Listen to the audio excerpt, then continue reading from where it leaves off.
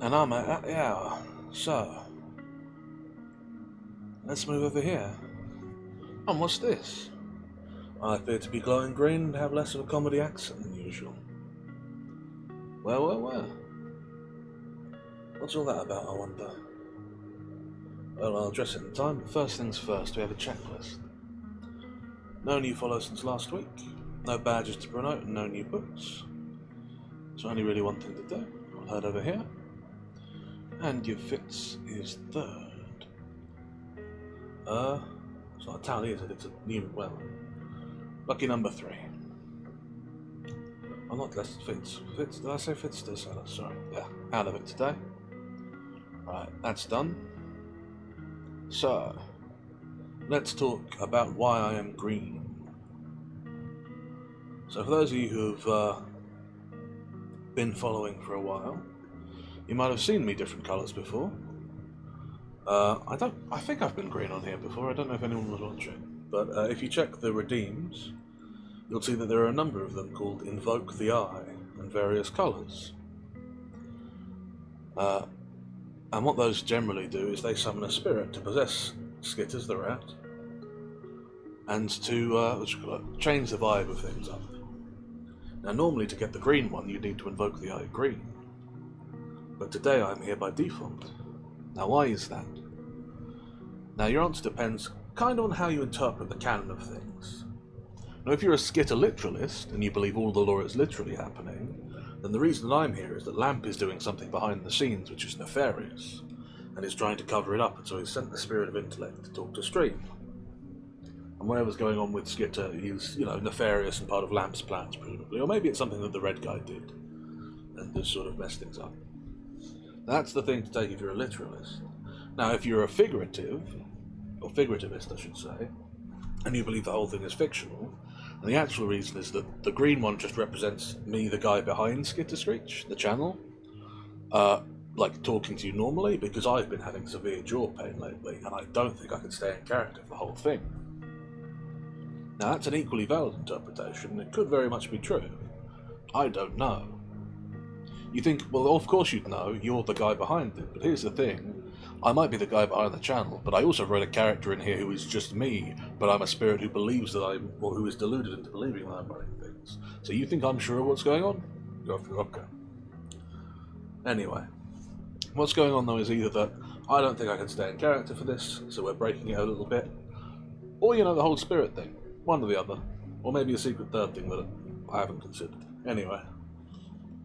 But yeah, for you Skitter figuratives who don't believe that the rat is correct and like all of this is ghosts and stuff that's happening, lunatics that you are, yeah, I'm on some pretty heavy meds for some ongoing dental issues I've had. Here's a fun fact, did you know some places they'll still prescribe opium? So yeah, I am on a not inconsiderable dose of the old good stuff. So I might be a little bit out of it today. If I am, I do apologise. But hopefully it shouldn't be too noticeable. I'm not on the kind of dose they give you in the US or anything. Just, a little bit to take the edge off. But between that and the pain I'm still feeling through it, might be a bit weird today. But yeah. This is also the point, I guess, where you figure out that the Skitter voice is also a bit of a put-on. I don't have quite as strong of a Cockney accent as I do then. Well, maybe it's not, and this is the put-on. Who can tell? I certainly can't. I don't have a sense of identity. But yeah. That's what's happening, probably, mostly. I'm not sure. We clear? No? Good. That's how we want it to be. I don't understand what's going on, why should any of you? Now. What else we do? Oh yes. A little intro thing that I insist Lamp makes me do because I don't have the confidence to admit that I just feel like I need to wait because of the structure of things, yes. So there we've got some more poetry. I tried to pick something that was on theme last time we did Lord Shang. I was going to do more of Hemingway today, but it's less of Lord Shang and I don't think I'm up to it. As I'm already wandering a bit, you can see. Yeah. So today I've just grabbed some poetry that I had on hand. We've got some James Joyce. We're going to work our way through his chamber music. Because it's good, I think. Bloody hell. I thought I was fine for this, but I was not talking before, after I took the opium, so we'll see how we get on. But yeah, let's start with the chamber music. These are numbered, so we'll just run through until time hits. 1. Oh wait, what am I doing? I've got to read up close to the mic. Let me move the mic around properly.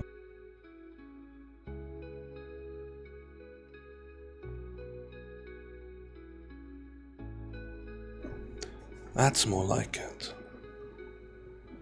Chamber Music by James Joyce. 1. Strings in the earth and air make music sweet. Strings by the river where the willows meet. There's music along the river, for love wanders there. Pale flowers on his mantle, dark leaves on his hair. All softly playing, with head to music bent, and fingers straying upon an instrument. 2. The twilight turns from amethyst to deep and deeper blue. The lamp fills with a pale green glow the trees of the avenue. The old piano plays an air sedate and slow and gay. She bends upon the yellow keys, her head inclines this way. Shy thoughts and grave white eyes and hands that wander as they list. The twilight turns to darker blue with lights of amethyst. 3. At that hour and all. Right. Hey Abbe, good to have you. We're green today. Because, reasons. Yeah, different character, because the character that breaks character is the character today, because of the... Abbe, a 60-steam streak? Congratulations. It is genuinely so impressive, and I'm so appreciative of it. But yeah, as I said, I assume before you get here, I am in the green character, who is the character where I break character today, because I am in pain and on drugs, and so I'm not sure I could stick in character. But of course, being in the character that lets me break character means that breaking character is in character, you see? All thought out and it makes perfect sense. But yeah. Where were we? 3. At that hour when all things have repose, O lonely watcher of the skies, do you hear the night wind and the sighs of harps playing unto love to unclose the pale gates of sunrise? When all things repose, do you alone awake to hear the sweet harps play, to love before him on his way, and the night wind answering in antiphon till night is overgone? Play on, invisible harps, unto love, whose way in heaven is aglow, at that hour when soft lights come and go, soft sweet music in the air above and in the earth below. 4.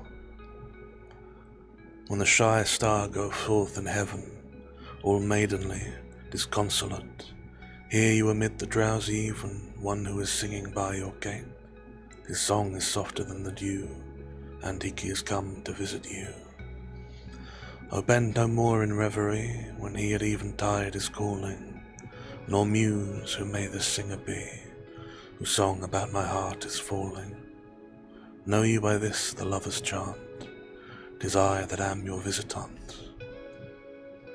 5.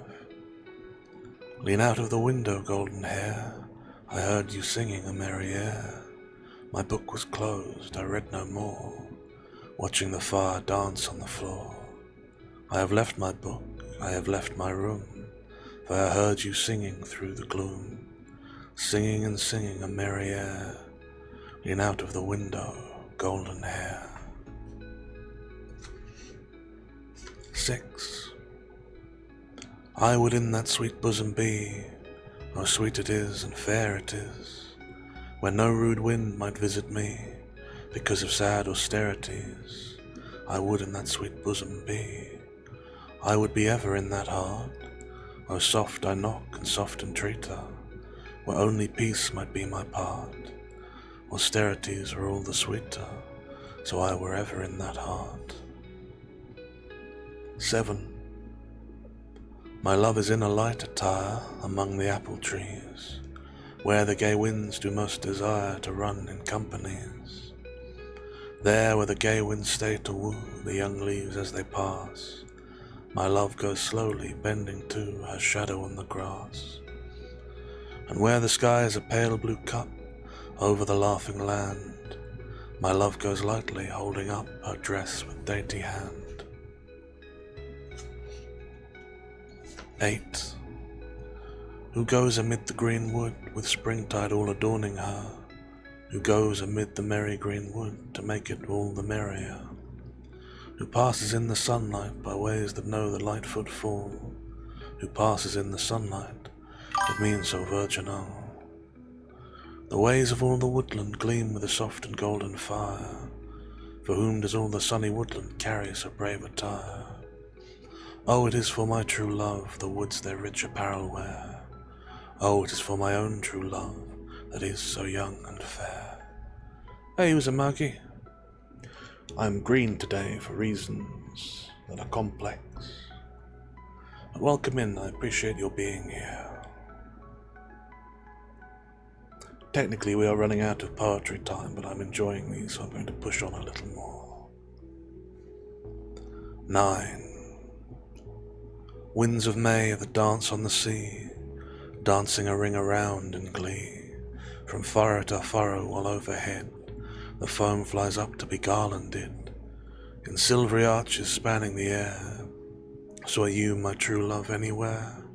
Well a day, for the winds of May. Love is unhappy when love is away. 10. And with this we shall end. Bright cap and streamers, he sings in the hollow. Come follow, all you that love. Leave dreams to the dreamers that will not after.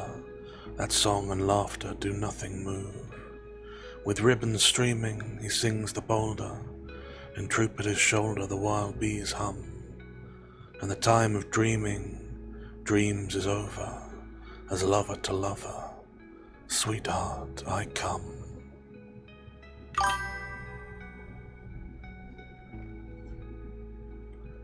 And I think that's a good place to call then, so we'll end our poetry there, and I'll restore the mic to its distant mean.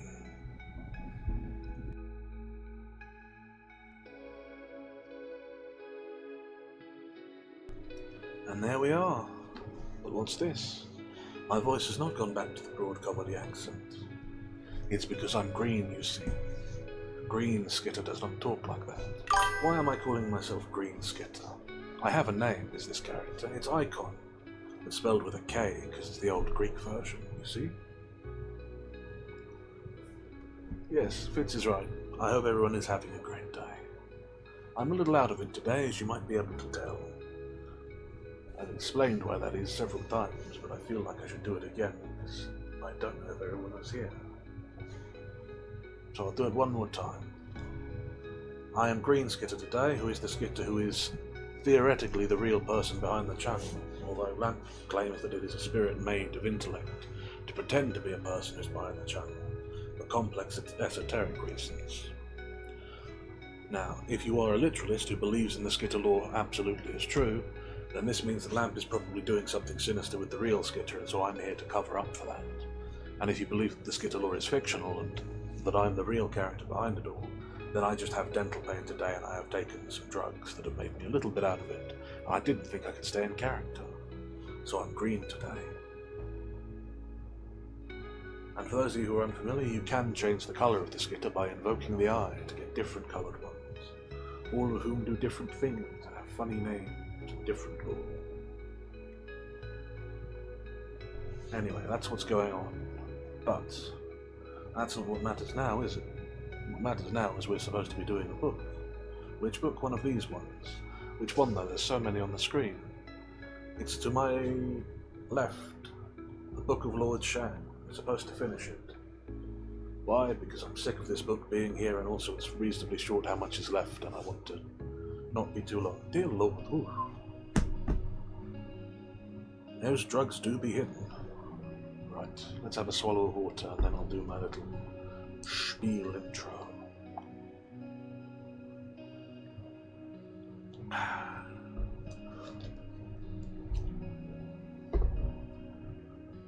So before I do my normal spiel, apologies if I am a little out of it today. As I've mentioned, I'm on some quite powerful painkillers to deal with some jaw pain, teeth pain, etc, etc.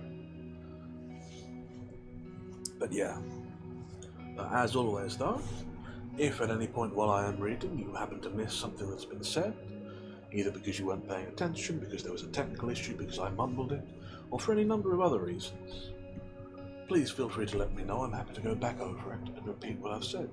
I'd hate for you to miss it. If you have thoughts, comments, or questions, do please let me know. I'm always interested in discussing these. That's the whole reason I started this channel, and mostly it's just me reading to people, because I remember that people don't like discussing. If you can't tell, I'm the sort of person who would raise my hand in English class, and that is a small minority of people to be in. But if you do want to talk about something or have questions or thoughts, let me know. I'm very happy to talk about them. The Book of Lord Shang is in sections and chapters. I'll be pausing after each section, so if it's a long question, we'll talk about it then. If it's a quick one, I'll probably address it at the time.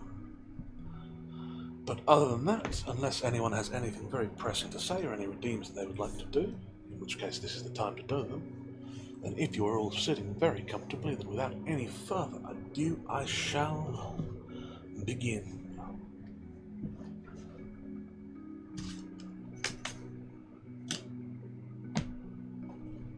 Section 16. Compendium of Penalties. Lost. 17. Rewards and Punishments. The way in which a sage administers a state is by unifying rewards, unifying punishments, and unifying education. The effect of unifying rewards is that the army will have no equal. The effect of unifying punishments is that orders will be carried out. The effect of unifying education is that inferiors will obey superiors. Now, if one understands rewards, there should be no expense. If one understands punishments, there should be no death penalty. If one understands education, there should be no changes, and so people would know the business of the people, and there would be no divergent customs. The climax in the understanding of rewards is to bring about a condition of having no reward. The climax in the understanding of punishments is to bring about a condition of having no punishments. The climax in the understanding of education is to bring about a condition of having no education. What I mean by the unifying of rewards is that profits and emoluments, office and rank, should be determined exclusively by military merit, and that there should not be different reasons for distributing them. For thus, the intelligent and the stupid, the noble and the humble, the brave and the timorous, the virtuous and the worthless will all apply to the full whatever knowledge they may have in their breasts, exert to the uttermost whatever strength they may have in their limbs, and would be at the service of their ruler, even to death. The outstanding heroes, the virtuous and the good of the whole empire will follow him, like flowing water, with the result that the army will have no equal, and commands will be carried out throughout the whole empire. A country of 10,000 chariots will not dare to assemble its soldiers in the plains of the Middle Kingdom, nor will a country of 1,000 chariots dare to defend a walled city. Should a country of 10,000 chariots assemble its soldiers in the plains of the Middle Kingdom, one would rout its army in battle. And should a country of 1,000 chariots defend a walled city, one would, in the assault, capture that town. If in battles one always routs the other's army, and in assaults one always captures the other's towns, with the result that finally one has all the cities and all the riches accrue, then what expense or loss can one suffer, even though there are rich congratulatory rewards? In the days of old, Ta'ang was invested with San Mao, author's note. San Mao is said to have been the south of the present prefecture of Shang in Honan province.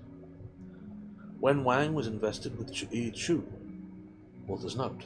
The town of Chu at the foot of the Chi'yi Mountains, the prefecture of Feng San, Shanxi province, was the home of the latter Chu dynasty.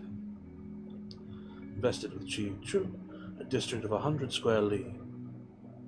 Ta'ang fought a battle with the Che in the fields of Mingtiao. Author's note, Mingtiao was the name of a steep hill in the sub-prefecture of Anyi in Shenxi province. Fields of Mingtiao. Wu Wang fought a battle with Chu in the fields of Mu. Author's note, Mu was south of the sub-prefecture of Chu, prefecture of Weihun, and Honan province. Fields of Mu, and utterly defeated the 9 armies. Author's note, the expression 9 armies is used in the Imperial Army, or of the Imperial Army, sorry.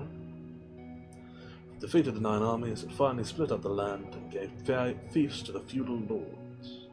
The officers and soldiers who retired from the ranks all received land, with the peasants belonging to it in hamlets of 25 families. Author's note, King Chao of Chu wanted to present Confucius with 700 hamlets with their god of the soil, and the peasants attached to it, and of Guan Zu it is said that he had received 300 registered gods of the soil, which made him the richest man in Chi'yi. This, however, did not constitute a fief, but the land with its tenants was given rather in usufruct. In the primitive organization of 25 families, each li had its own god of the soil. Plague, it's good to have you. I'm green today. For reasons that are complex. That's a really cool emote there. Anyway. Yeah, we're going through Lord Shang again. He's discussing unifying things in order to remove those things. Unifying rewards, punishments, and education. Yes, the green Skitter is the character Skitter who is the person behind the Skitterskreetch channel, breaking character, but because I'm a character in the universe, I'm a spirit created by Lamp to pretend to be what I actually am, I'm not technically breaking character. You see, it all makes sense if you don't think about it too hard or you think about it far too much. Don't think about it just a little though, that's wrong, don't do that. Yes. But yeah, I am in my out of character today because I am still having dental pain, I'm still on opium, and I wasn't sure I could keep it up. That's definitely the reason Lamp's not doing mysterious and sinister things behind the scenes. I've got to stop harping on this bit or I'm never going to finish this book. But yeah, thank you for being here, I genuinely appreciate it. Much love. Much love to everyone. I drink water now.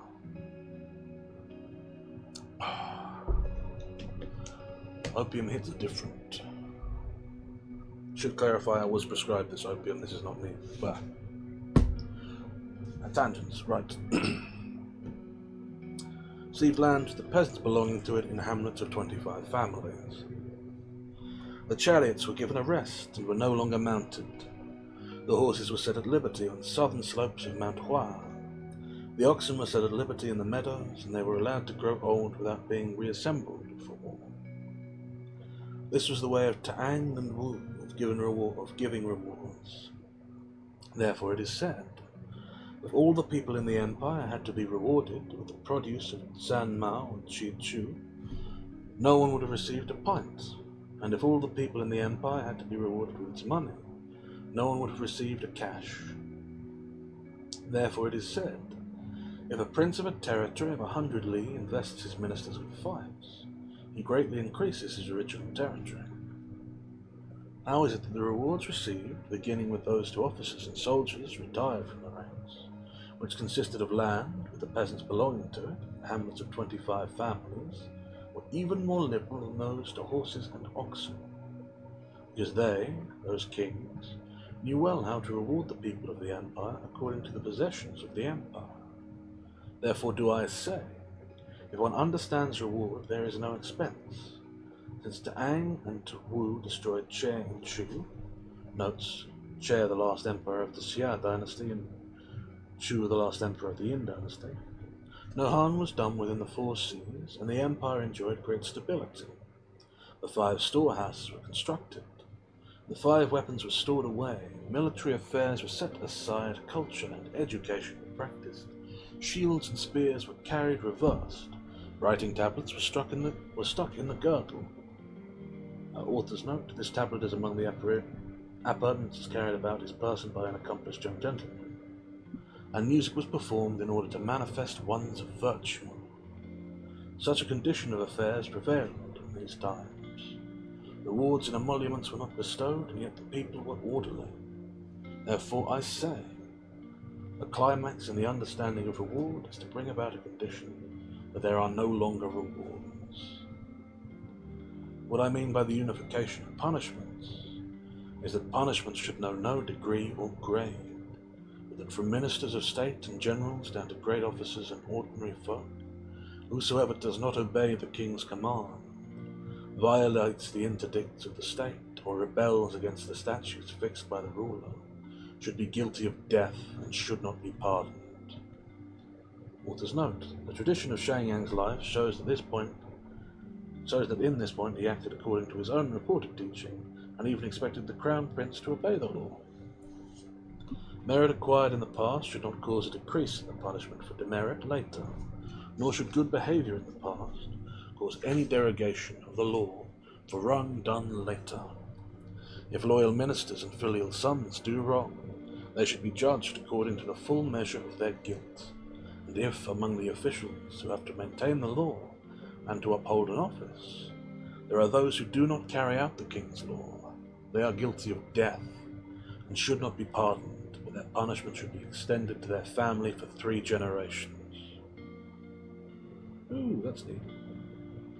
That's where that comes from. That's sort of a trope in a lot of, especially courtly dramas and sort of wushu novels, is exterminating the family to 3 generations. I wonder if that's the original point, given this is a 2,000-year-old text. Should be extended to their family for 3 generations. Colleagues who, knowing their offence, inform their superior will themselves escape punishment. In neither high nor low offices should there be an automatic hereditary succession to the office, rank, lands, or emoluments of officials.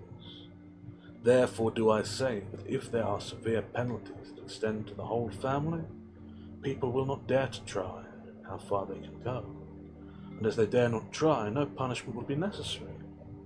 The former king, in making their interdicts, did not put to death or cut off people's feet or brand people's faces, because they sought to harm those people, but with the object of prohibiting wickedness and stopping crime. There is no better means of prohibiting wickedness and stopping crime than by making punishments heavy. If punishments are heavy and rigorously applied, then people will not dare to try how far they can go, with the result that in the state there will be no people punished.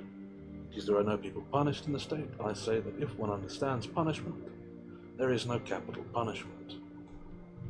Now I'm going to take a break there at the end of that paragraph to say that this isn't true. Objectively, they've studied it. It doesn't matter how harsh you make the punishment for a crime rates almost never vary at all. The circumstances that drive people to crime are what affect crime rates, especially poverty. Most crime is financial in nature. But yeah, I mean, this book is 2,000 years old, so I can't expect them to have a statistical approach. but it's just worth knowing that that's not true. Anyway, moving on. Duke Wen of Qin, author's note, 632 to 628 BC, wished to make clear the system of punishments in order to gain the affection of the people. Thereupon he assembled together all the feudal lords and great officers in the Shiqian palace. But Tian Xie arrived too late and asked for punishment. Author's note, according to the laws of the Chu dynasty, Chu Li, chapter 18, page 24b, at military inspections, a late arrival was punished with death. The prince said, "Employ stabbing," and the lictor thereupon cut through Tian Xie's spine and made him die an expiatory death. The scholars of the state of Qin, having investigated the matter, all afraid and said, considering that Tian Xie was a favourite, and still he has been sawn through as an expiatory death, how will it fare with us? He raised an army and attacked Xiao and Wu. He also overturned the lowlands of Chang and veered towards the east the fields of Wei. He conquered the people of Qing and Chengbu. There's a note.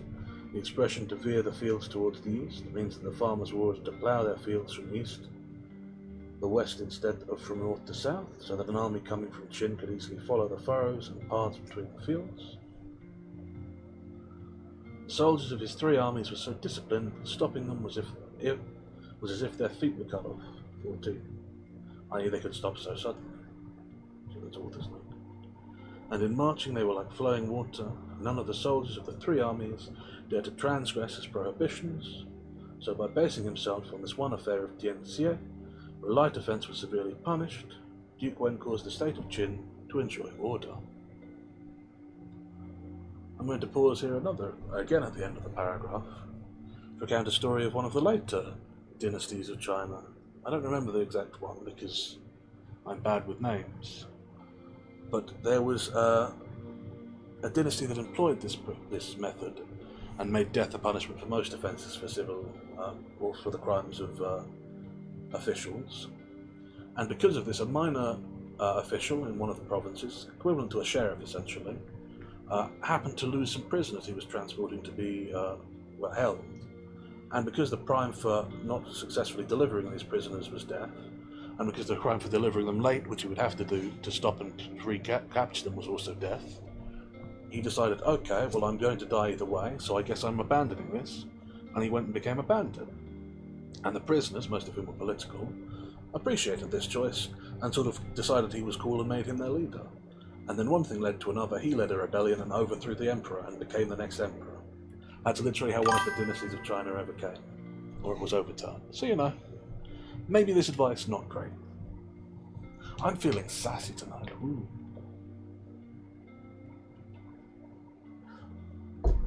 But yeah, I don't like Lord Shang, and Green Skitter is better equipped to say it because I have read all the things I've actually read, whereas Skitterskreetch has only read the books that he's read on the stream, probably. Maybe. It's unclear. Anyway. What am I doing? Oh, yes. Formerly Tan, Duke of Chu, killed his younger brother Quan and banished his younger brother Huo, saying, "They have transgressed against the interdicts." The multitudes in the empire all said, if, when the ruler's own brothers commit a fault, he does not deviate from the law, how will it fare with those who are distant and far off? Therefore the empire knew that sword and saw were all applied to members of the court of Chu, and consequently all within the seas enjoyed order. Author's note, the Duke of Chu, the famous brother of King Wu, had taken the regency at the latter's death, 1116, and put an end to a conspiracy of his own brothers. Therefore do I say the climax in the understanding of punishment is to bring about a condition where there are no longer punishments. What I mean by the unification of education is that all those partisans of wide scholarship, sophistry, cleverness, good faith, integrity, rights and music and moral culture, whether their reputations are unsullied or foul, should for these reasons not become rich or honoured, should not discuss punishments, and should not compose their private views independently, and memorialise their superiors. The strong should be broken, and the sharp be blunted. Not how music was a virtue back when it was talked about how it was the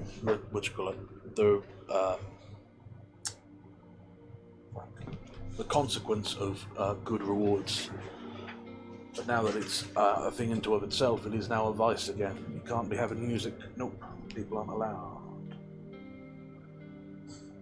Although one may be called a sage, or wise, or clever, or eloquent, or liberal, or simple, yet one must not, if one lacks merit, monopolize the ruler's favors. But the gate to riches and honor should lie in war and nothing else.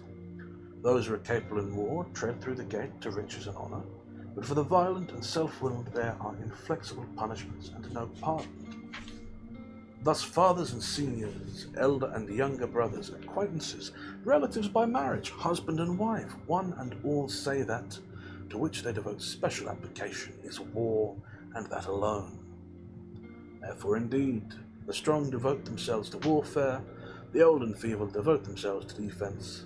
For those who die there is no regret, and the living are bent on exerting themselves. This is what I mean by unifying education. The desire of people for riches and honor does not generally cease before their coffins are closed.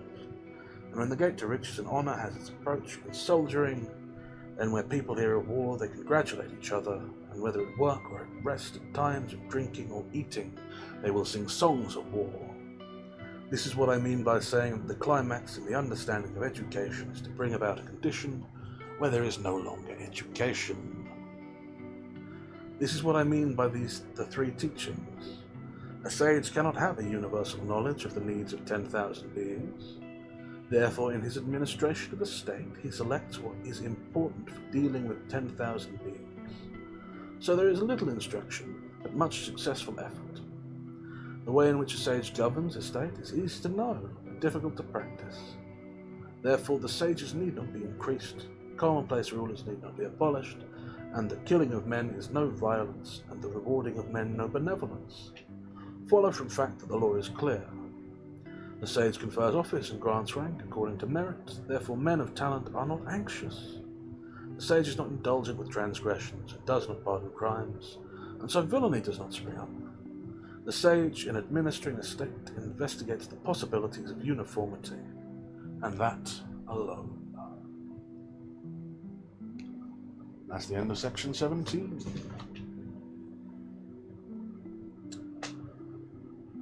So.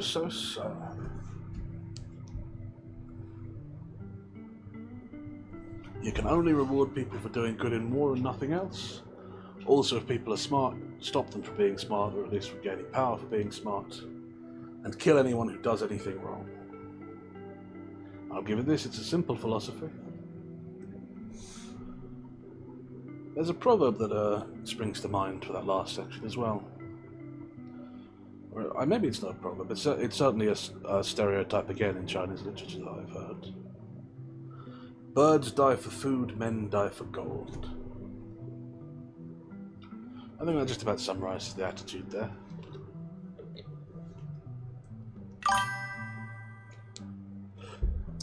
What's that, Lautil? AIviewersStreamBrew.com. Wow. I hope that your family is really proud of you. I hope they know what you do every night.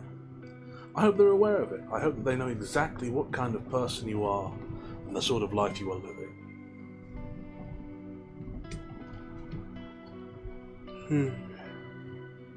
And you know what? More than that, I hope you're aware of it. I hope you look into your own soul and know the sort of person that you are, whoever is behind that account. My curse to you. I'll leave that comment there because I know Abba gets enrichment out of killing bots. What am I doing? Right. Had my drink of water.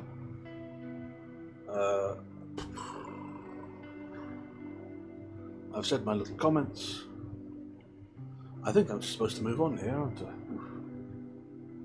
My jaw is killing me. Right, okay, so 18. Policies. Of old, in the times of the great and illustrious ruler, author's note, i.e. the mythical emperor Fu Xia, usually called Diao Hao, Tai Hao, people found their livelihood by cutting trees and slaying animals. The population was sparse, and trees and animals numerous. In the times of Huang Ti, neither young animals nor eggs were taken, authors note, because animals were so scarce. The officials had no provisions, and when the people died, they were not allowed to use outer coffins, authors note, because of the lack of wood. These measures were not the same, but that they both attained supremacy was due to the fact that the times in which they lived were different. In the times of Shang Yang, men ploughed to obtain food, and women wove to obtain clothing. Without the application of punishment or government measures, order prevailed. Without the raising of male soldiers, he reigned supreme. After Shang Yang died, the weak were conquered by force, and the few oppressed by the many. Therefore, Huang Ti created the idea of prince and minister, of superior and inferior, the rights between father and son, between elder and younger brothers, the union between husband and wife, and between consort and mate. At home he applied sword and saw, and abroad he used male soldiers, and this was because the times had changed. Looking at it from this point of view, Shang Yang is not higher than Huang Ti, but the reason that his name was honored was because he suited his time. Therefore, if by war one wishes to abolish war, even war is permissible. If by killing one wants to abolish killing, even killing is permissible. If by punishments one wishes to abolish punishments, even heavy punishments are permissible. Oh look, the end justifies the means. How funny that is. Of old, the one who could regulate the empire was he who regarded as his first task the regulating of his own people. The one who could conquer strong enemies was he who regarded in the first task the conquering of his own people. For the way in which the conquering of the people is based upon the regulating of the people is like the effect of smelting in regard to metal, or the work of the potter in regard to clay. If the basis is not solid, then people are like flying birds or like animals. Hey Wild, welcome in. Glad to have you. I am green Skitter today for reasons. You can regulate these. The basis of the people is law. Therefore, a good ruler obstructs the people by means of the law, and so his reputation and his territory flourished. What is the cause of one's reputation? Becoming respected and one's territory wide, so that one attains sovereignty. It is because one conquers in a war. What is the cause of one's reputation becoming debased and one's territory diminished, so that one comes to ruin? It is because one is worn out by a war. From antiquity to the present time, it has never happened that one attained supremacy without conquest, or that one came to ruin without a defeat. If the people are brave, one conquers in war. No, Green Skitter is one of the characters in the Skitter Extended Multiverse universe thing. You see, what is the word? Technically, this character is called Icon, but with a K.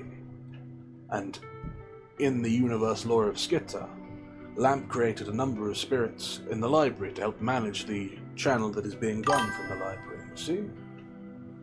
Oh yes, the extended universe of Skitter. Anyway, but within the lore of the Skitterskreetch extended universe, Green Skitter, aka Icon, is a spirit of intellect compiled by Lamp with memories that believes himself to be a 20-something person running a Twitch channel and being a VTuber, you see. And now if you believe the extended lore of that, the reason that I am here and present now is because Lamp is doing something sinister. However, if you believe it's fictional, then I'm just the guy who's doing this, but because I have had severe jaw pain the last couple of days and I'm on quite strong painkillers, I didn't think I could stay in character, and so I chose to be the character that is breaking character. You see? Yeah. Normally you can bring these characters out by using the Invoke the Eye redeem. There's different coloured ones, each of which is a different character. I don't know if I've ever gone through and said the names of all the characters. Green Skitter is Icon. There's a blue skitter that's just lamp possessing, and obviously normal skitter, who is yellow. And there's purple skitter, that's ancient. And there's red skitter, that's vile. And he's not a constructed spirit, he's an evil thing from outside. And we don't like him. And he's in the book, the bad book, this book. We don't like that guy. Anyway. And there's 2 other characters in the extended universe, but they aren't here yet, because they're reasons. It's complicated. Anyway. But yeah. Either there are sinister machinations going on behind the scenes, or I'm high. One or the other. You choose which is true. Where am I? Oh yes, book. So. If the people are brave, one conquers in war. But if they're not brave, one is defeated in war. If one can unify the people for war, they are brave. But if one cannot unify the people for war, they are not brave. A sage king obtains the kingship through the efforts of his soldiers. Therefore he rouses the country and charges it with the obligation of military service. If one enters a state and sees its administration is strong, if its people are of use, how does one know the people are of use? If on perceiving war they behave like hungry wolves on seeing meat, then they are of use. Generally, war is a thing people hate. He who succeeds in making people delight in war attains supremacy. With the people of a strong state, the father in making a parting bequest to his son, the elder brother to his youngest brother, the wife to her husband, all say, "Do not return unless you win." And further they say, if you incur death by failing in obedience to the law, or by transgressing orders, we too shall die. If in the villages they are governed in an orderly manner, then deserters from the ranks will have no resort, and stragglers will have nowhere to go. By the order in the ranks they should be organized into bands of 5, they should be distinguished by badges and controlled by mandates, so there would be no place for bungling and no danger that exhaustion would arise. Thus the multitude of the 3 armies obeyed the mandates like running water. In danger of death they did not turn on their heels. Christ, this is a fucking evil philosophy. Yes, make it so your people are like hungry wolves. That's a great fucking order.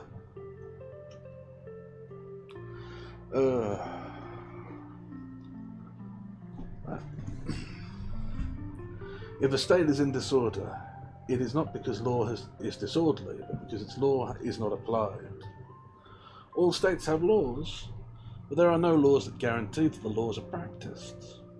All states have laws that prohibit crime and wickedness, and that punish thieves and robbers, but there are no laws that guarantee that criminals and wicked people, thieves and robbers, are caught. And if those who commit crimes and wickedness, theft and robbery are punished with death, and if in spite of this, crime and wickedness, theft and robbery do not cease, then it is because they are not always caught. If they are always caught, and if, in spite of this, there still remain criminals, wicked people, thieves and robbers, then it is because punishments are too light. If punishments are light, one cannot exterminate them. But if they are always caught, then those who are punished will be numerous. Therefore, a good ruler punishes the bad people, but does not reward the virtuous ones. So without being punished, the people will be virtuous, and the reason of this is that punishments are heavy. When punishments are heavy, people dare not transgress, and therefore there will be no punishments, because none of the people will dare to do wrong. Everybody in the whole country will be virtuous, so that without rewarding the virtuous, the people will be virtuous. That the rewarding of the virtuous is not permissible is because it is like giving a reward for not stealing. Therefore a good ruler succeeds in making a man like Qi trustworthy. Author's note, a notorious robber of the time of Confucius, who is said to have been the younger brother of the virtuous Liu Xiahui. Cf. Minicus IIB 10 brackets 3. No idea what that means. Man like Qi trustworthy. How much more then a man like Po Ai? Author's note, 12th century BC, a man of lofty character, cf. Malicious IIA 222 et al., etc., etc. No idea. A man like Po Ai, an incapable ruler makes a man like Po Ai mistrustful. How much more a man like Qi? If conditions are such that one cannot commit crimes, then even a man like Qi will be trustworthy, But if conditions are such that it is possible to commit crimes, then even a man like Po I will be mistrustful. For of course, whenever you punish people for crimes, the right people are always punished. No one's ever wrongfully accused. Doesn't happen. Preposterous. Poppycock. A state either encourages orderly government or it encourages disorder. If an intelligent ruler is on top, then those whom he appoints will be men of talent, and thus the law will be adhered to by the people of talent. If the law is adhered to by people of talent, then there will be a law among those below, and the worthless will not dare to commit crimes. This is what I call encouraging orderly government. But if an unintelligent ruler is on top, then those whom he appoints will certainly be worthless men, so there will be no clear law in the state, and worthless people will dare to commit crimes. This is what I call encouraging disorder. An army either encourages strength or it encourages weakness. If the people desire naturally to fight and are not left without fighting, it is called encouraging strength. But if the people naturally do not desire to fight and are left without fighting, it is called encouraging weakness. An intelligent ruler does not enrich and honesty his ministers in an arbitrary manner. What I mean by riches are not grain, rice, pearls, or jade, and what I mean by honour are not rank, position, office, or appointments.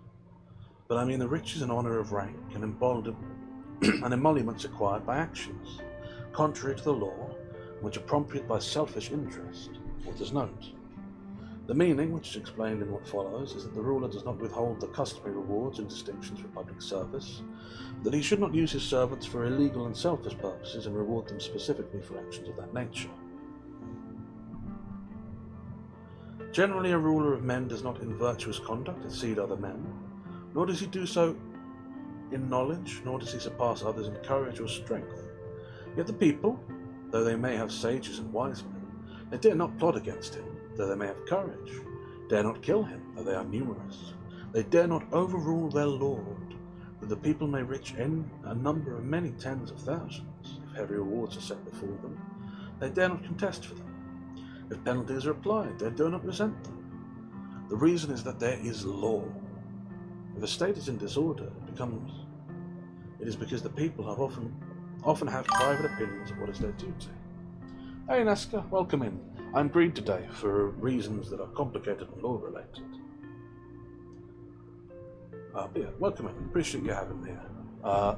We're still working through Lord Shang.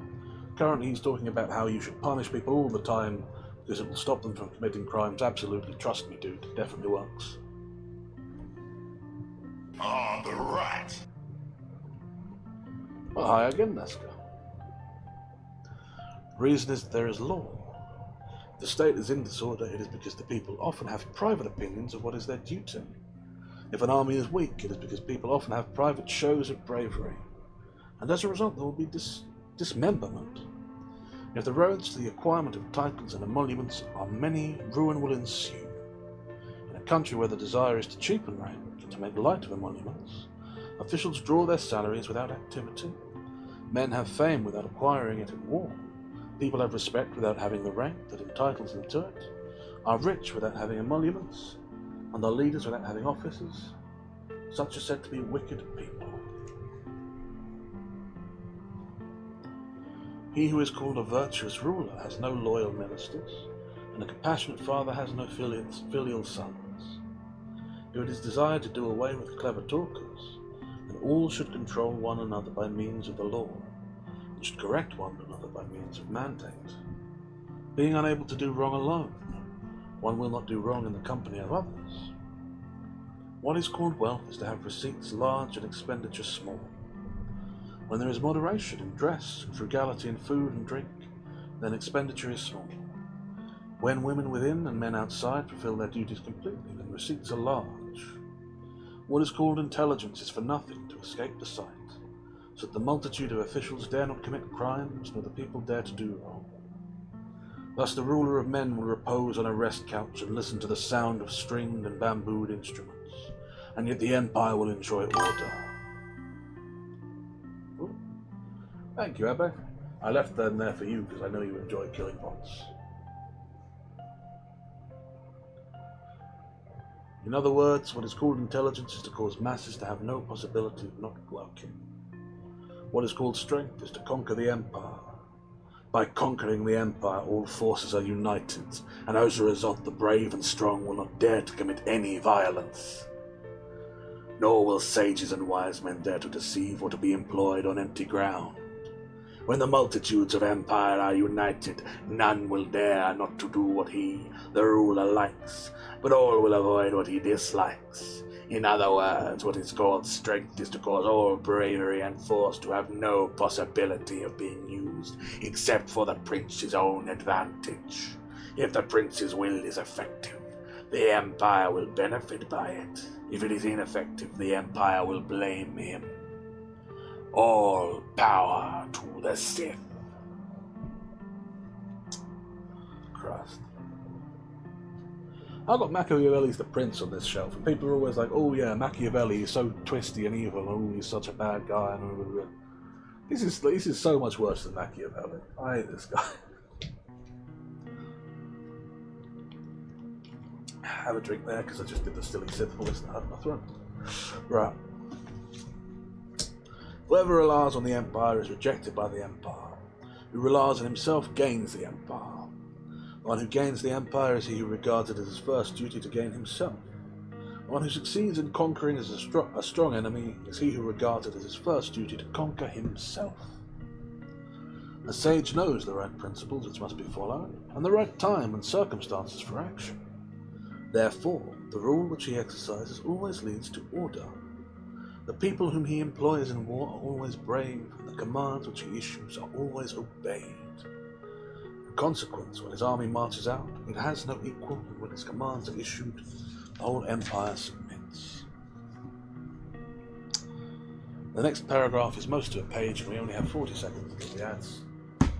So I'll leave off, even though it's the last paragraph in the chapter. So, 30-some seconds remaining until the ads. Is there anything you guys would like to say to Green Skitter? Any questions you have for Green Skitter? Theoretically, normally these invocations are for you to ask questions, and you get a whole free one today, or circumstances. So, if you have thoughts, questions, and comments, now is the time. Especially if you're going to get out of the ad break without the ads, which I know several of you are, both subscribed or not subscribed. The ads don't work right. And now the ads are on. So, what do we say? So.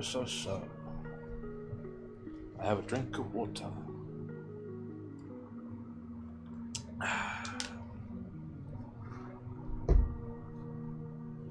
What is there to say then? I'm still pretty sure that, that's Blake saying hi to the people. What is there to say? I mean, this is still a very evil philosophy. Hasn't changed. I really do not get on with Lord Shang. Like, I mean, he's authoritarian and, like, I mean, that's extremely authoritarian and pretty evil. Hey, that guy. Jeez, forever. Well, there is a purple skitter. Purple Skitter is ancient. He's one of the other ones you can invoke the eye for. He has a funny accent. I put on. Also, I think he's like 8,000 years old. You'd have to ask him though. I'm not that guy, I'm a different guy. But yeah. Yeah, choose for everyone.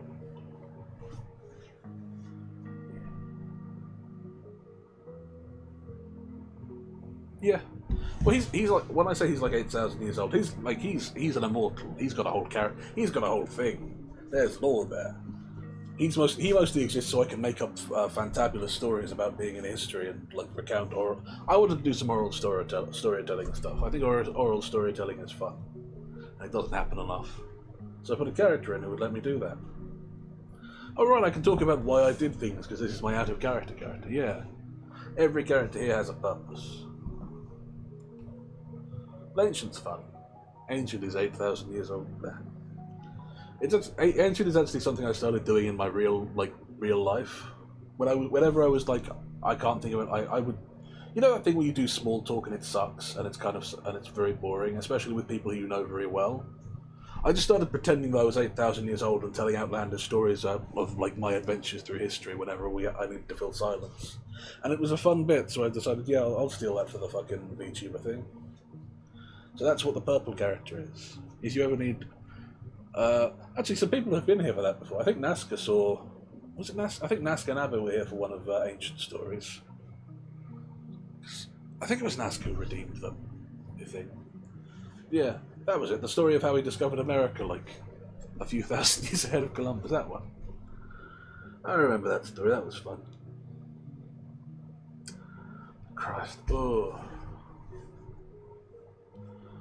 Man, opium is a hell of a drug. Ah. Which again, I've got to keep specifying because Twitch will be mad at me, otherwise I was prescribed it. This is an actual prescription drug for that one. Okay, we're back. We've talked about the purple skitter, whose name is Ancient. Like my name is the green skitter's icon. I've got to stop referring to... I should probably refer to them as their names, but it's funnier to refer to them as the coloured skitters. It makes them sound like they're Power Rangers. I should do a Power Ranger outfit. Okay, something for that. Right, okay. Sentai skitter for another day. For now, back to Lord Shang, bad philosopher. Well, not philosopher. Yeah, it's philosophy, it's just legal philosophy. Yeah. Anyway. A yellow crane flies 1,000 li at one stretch, because it is supplied with those qualities which make it fit for flying. The Chi Lin and the Lin Huer cover 1,000 li a day, because they are supplied with the power needed for running. Tigers, leopards, bears, and yellow bears are unmatched in fierce fighting, because they have the nature fitted for conquest. A sage views the fundamental elements of government and knows the principle which must be followed.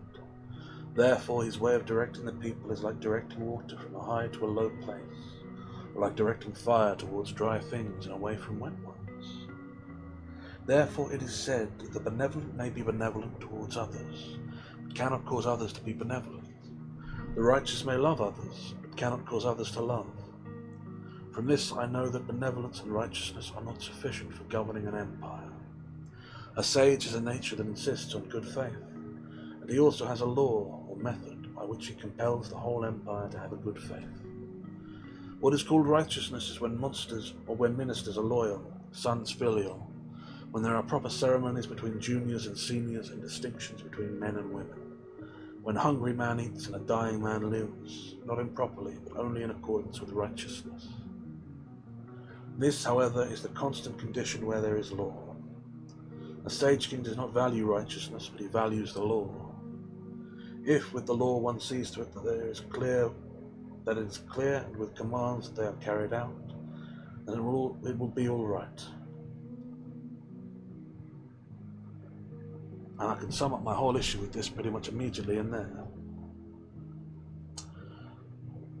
What is called righteousness is when ministers are loyal, sons filial, when there are proper ceremonies between juniors and seniors, distinction between man and man, when a hungry man eats and a dying man lives, not improperly, but only in accordance with righteousness. The idea that it is ever righteous that a hungry man should starve is what is wrong with this philosophy fundamentally. Disgusting. It is always righteous that a hungry man should eat.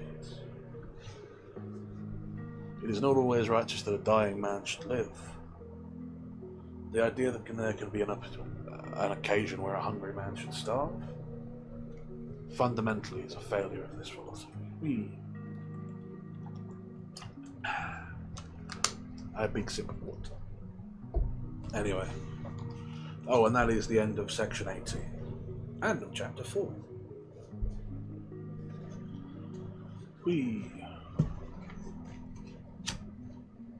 How much of this have we got left? Let's see. There are 24 pages left, which is probably about an hour. Well, it would be an hour if I was doing this. Well, it'll probably be a little more because I'm still going off on tangents because I'm funny today. Do I have anything more to say on that? I mean, aside from the obvious, like, again, this philosophy is evil. Like, I keep saying it, but it's true. Bad. People should eat. People shouldn't be punished all the time. People should be allowed to do things that they like. Art and music are... another thing that actually struck me is he talked about how if the system was properly organised, the ruler could repose and listen to stringed instruments and bamboo instruments. Again, music is fine for him, but it's not something the people are allowed to practice. I hate this guy. He sucks. Anyway, Chapter 5, Section 19, Within the Borders. Within the 4 frontiers, men and women are known by name to their superiors. At birth they are registered, and at death they are erased. Those who have rank ask those who have no rank to act as bodyguard. For each degree of the service of one man is requested. When they have no military service, the bodyguards serve their great officers 6 days in the month. In times of military service, they follow their great officers and are fed by them. The military ranks, from the 1st degree down, the small prefects are called Xiao, Tu, Cao, Shi. The public ranks from the 2nd degree upwards to the degree of Pukeng are called military officials, Su. In battle, 5 men are organized into a squad. If one of them is killed, the other 4 are beheaded. If a man can capture 1 head, then he is exempted from taxes. Wait, what? 5 men are organised into a squad, and if one of them killed, the other 4 are beheaded? That's such a bad system.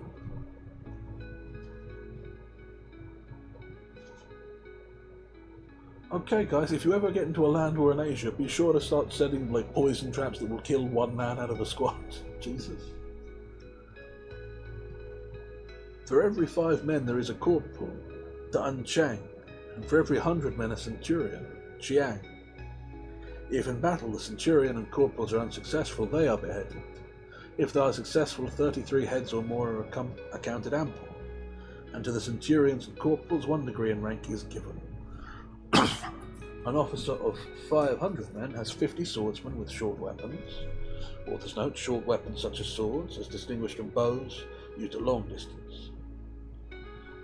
An officer of twice 500 men, in commanding them, has 100 swordsmen. A prefect with an income of 1,000 piculs of grain has 100 swordsmen. A prefect with an income of 800 piculs of grain has 80 swordsmen. One with 700 piculs has 70 swordsmen, 600 piculs has 60 swordsmen. The Cure has 1,000 swordsmen, and the general has 4,000 swordsmen. If in battle it comes so far that he is killed, and the swordsmen are beheaded. If a man can capture 1 head, he is exempted from taxes. If in attacking a city or besieging a town, they can capture 8,000 heads or more, it is accounted ample. If in a battle in the open field they take 2,000 heads, it is accounted ample. From the Cao officers up to the Xiao officers, the great general fully rewards the officers in the ranks. He who was formerly Kang Shi is promoted to Shang Sao, a Shang Sao to Xian Miao, a Xian Miao to Pukeng, a Pukeng to great officer Tao Fu. When an officer is raised to the rank of a district commander, Xian Wei, author's note, under the Qin dynasty in each district there were 2 military commanders, then he is presented with 6 prisoner slaves and provided with 5,000 soldiers and an income of 600 piculs of grain. Tao Fu are raised to the rank of Kuei Wei. One who was formerly a Tao Fu is promoted to Guang Tao Fu, a Guang Tao Fu to Kang Sheng, a Kang Sheng to Wu Tao Fu, and then receives a tax-paying city of 300 families. A former Wu Tao Fu is promoted to Shu Chang, a Shu Chang to a Sao King, one of the 3 kings to a Daliang Sao.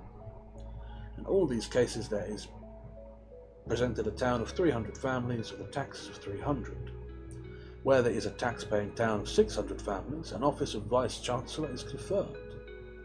Those who ride in the company of the great general are all promoted 3 degrees. He who was formerly Assistant Chancellor, when he is accounted to have the full merit, is promoted to the actual chancellorship. When 3 heads are captured in battle, they are exposed for 3 days. The general confers, in the cases where there is no doubt that it is deserved, the titles of Shi and Tafu in reward. When the heads have been hanging for 3 days and no titles of Shi or Tafu have been conferred on anyone in reward, then they are removed. The full Wei of a district are under the critical supervision of a Cheng Wei. If he succeeds in capturing the head of a man of rank, he receives 1 Qing of land. Authors note 1 Qing is 100 mu, and 9 mu of estate, apart from the conferment of 1 degree of rank, and a bodyguard for each rank, he is allowed to enter among the military officers. In case of transgression of the law, then those of higher rank criticize those of lower rank and degree. If a man of higher rank has been cashiered, he may not be given as a servant to a man of rank. Those holding rank from the 2nd degree upward, in case of an offence, are degraded. Those holding rank not higher than the 1st degree, and guilty of an offence, lose it. At the death of a Xiaofu up to a Tafu, coffins should be of a different kind for each degree, and the number of trees on the grave should be 1 for each degree in rank. In attacking a city or besieging a town, the Minister of Public Works of the state examines critically the size and resources of that city. The Ku Wei assigns the place, dividing the area according to the number of Tu and Xiao officers for the attack, and he sets them a time limit, saying, those who are first will be rewarded as the vanguard, and those who hold back will be reprimanded as being in the rear, and on second reprimand will be dismissed. They dig out subterranean passages and pile up fuel. When the fuel has been piled up, they set fire to the beams. From the corps of sappers on each side of the town there are 18 men. The soldiers from the corps of sappers, if they know how to fight fiercely, although they cannot capture the heads of any men in the ranks, are rewarded with 1 degree for each man. For every 1 man that is killed, freedom from taxes is given, and for every 1 man that cannot fight to the death, 10 are torn to pieces by chariots. Author's note: the idea of this uncertain paragraph seems to be that the responsibility of the corps of sappers is especially great. If they show bravery, although they capture no heads, yet by special favour they receive the same rewards as those who do capture heads. But on the other hand, in case of cowardice, they are held mutually responsible, and 10 men are punished for 1 man's fault. Those who make critical remarks are branded or their noses are sliced off under the city wall. The Ku Wei, in assigning their various places to all, caused the several detachments to be followed by Chung Xiu. The general erects a wooden platform from which, together with the chief supervisor of the state and the chief secretary, he watches the battle. Those who enter first are rewarded as men of the vanguard, and those who enter last are treated as men of the rearguard. As to the corps of sappers, the utmost use is made of their few men. If these few men are not sufficient, they are supplemented by those who are anxious to receive a rank. That's the end of section 19. Now, if I was to describe to you a society in which the only way in which a person could be promoted in sort of social rank, in fact, develop in society, was by taking the heads of enemies, would you think that that system of philosophy was written by an ancient and respected, Chinese philosopher and sage, or by some sort of orc? Because I'll be honest, my money would have been on orc, but no. The only way you can get any rewards or advance in rank socially in this society is by military merit, and the way that military merit is assigned is by capturing heads. You get 1 head, no taxes for a year. You get 3, you get into the officer ranks and start getting promoted in society. And if the general takes 8,000 while taking a city or 2,000 in the field, he goes up a rank. Jesus fucking Christ. I mean, fuck, man. There's a reason you don't start land wars in Asia, I guess. Christ.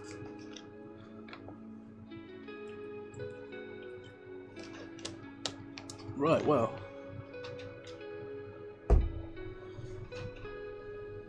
I'm really starting to wonder about this. Like, this is considered a classic of, like, a core text of the philosophy of legalism, and it's regarded generally pretty well from what I've managed to read about it. Like, this is considered a serious text. Like, and then there's this section of, you promote people by having them take heads in war, and that's the only way of promotion in society. What the fuck? This is bad. Not just like morally, although it is bad morally, but just like Fuck, man. If the only way you would promote administrators is, fuck. Christ. Bad. Anyway.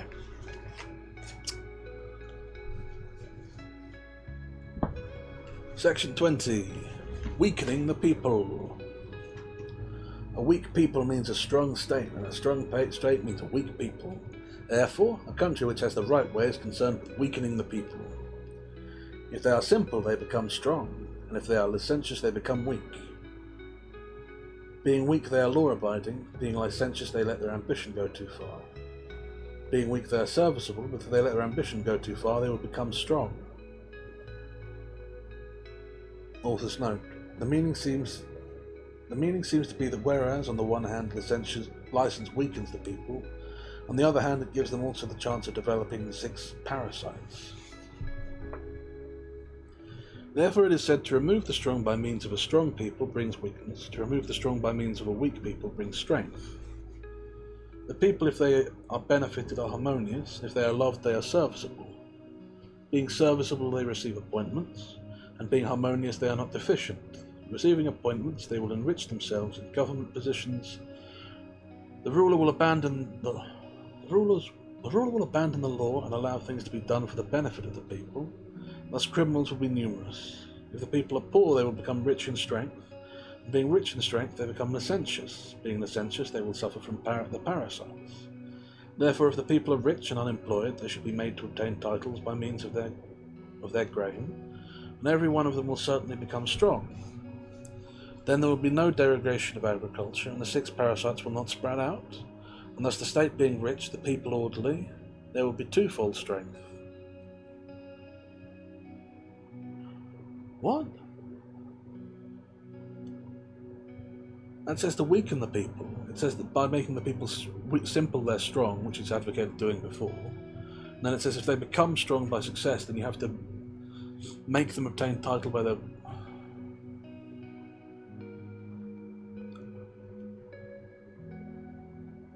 This book is bad.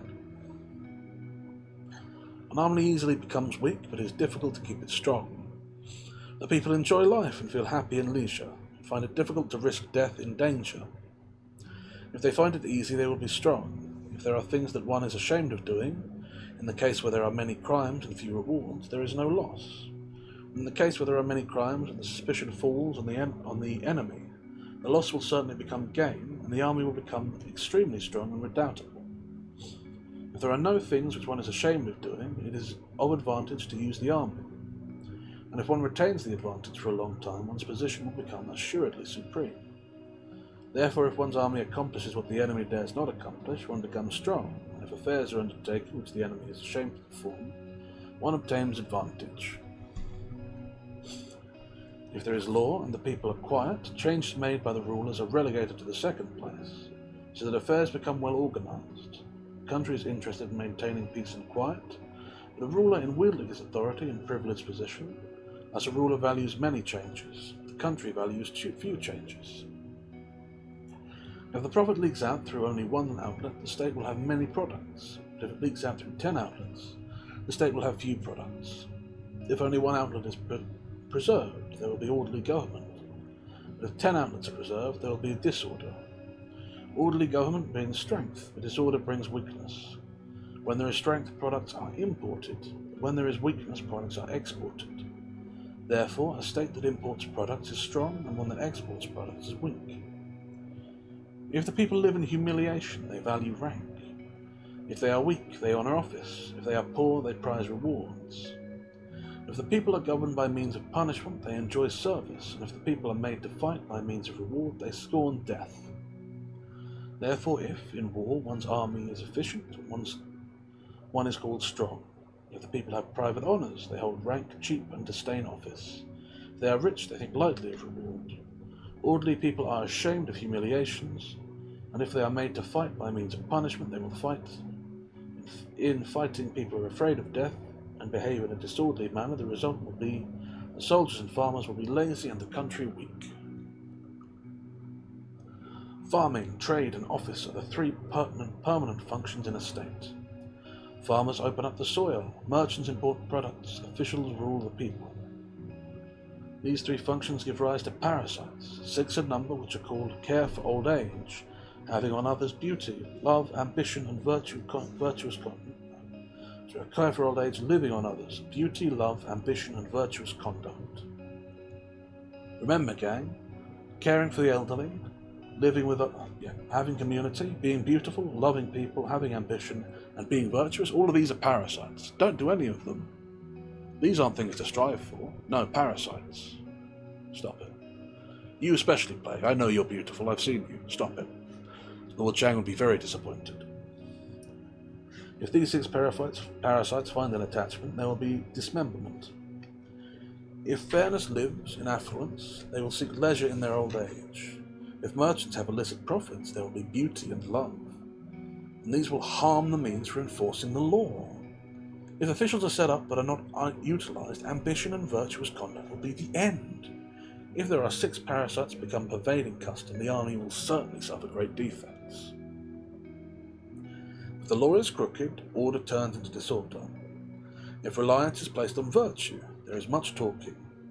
If government measures are numerous, the state is in disorder.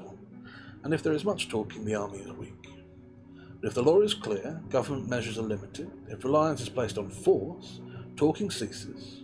If government measures are limited, the country enjoys orderly administration.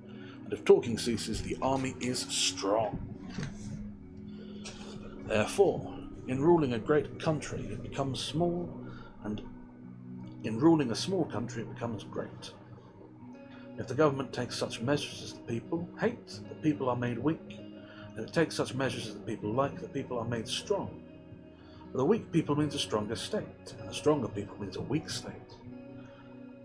If the government takes such measures as the people like, they are made strong, and if the people are made even stronger, the army becomes doubly weak. But if the government takes such measures as the people hate, they are made weak, and if weak people are made even weaker, the army becomes doubly strong. Therefore, by strengthening the people, one becomes doubly weak and perishes. By weakening the people, one becomes doubly strong and attains supremacy. With the strong people to attack, the strong brings weakness, whereas the other side's strength remains. With the weak people to attack, the strong brings strength, whereas on the other side, strength is removed. If strength remains on the other side, one perishes, but if strength is removed on the other side, one attains supremacy. Therefore, with the strong people to attack, the strong bring dismemberment. With the weak people to attack, the strong bring supremacy.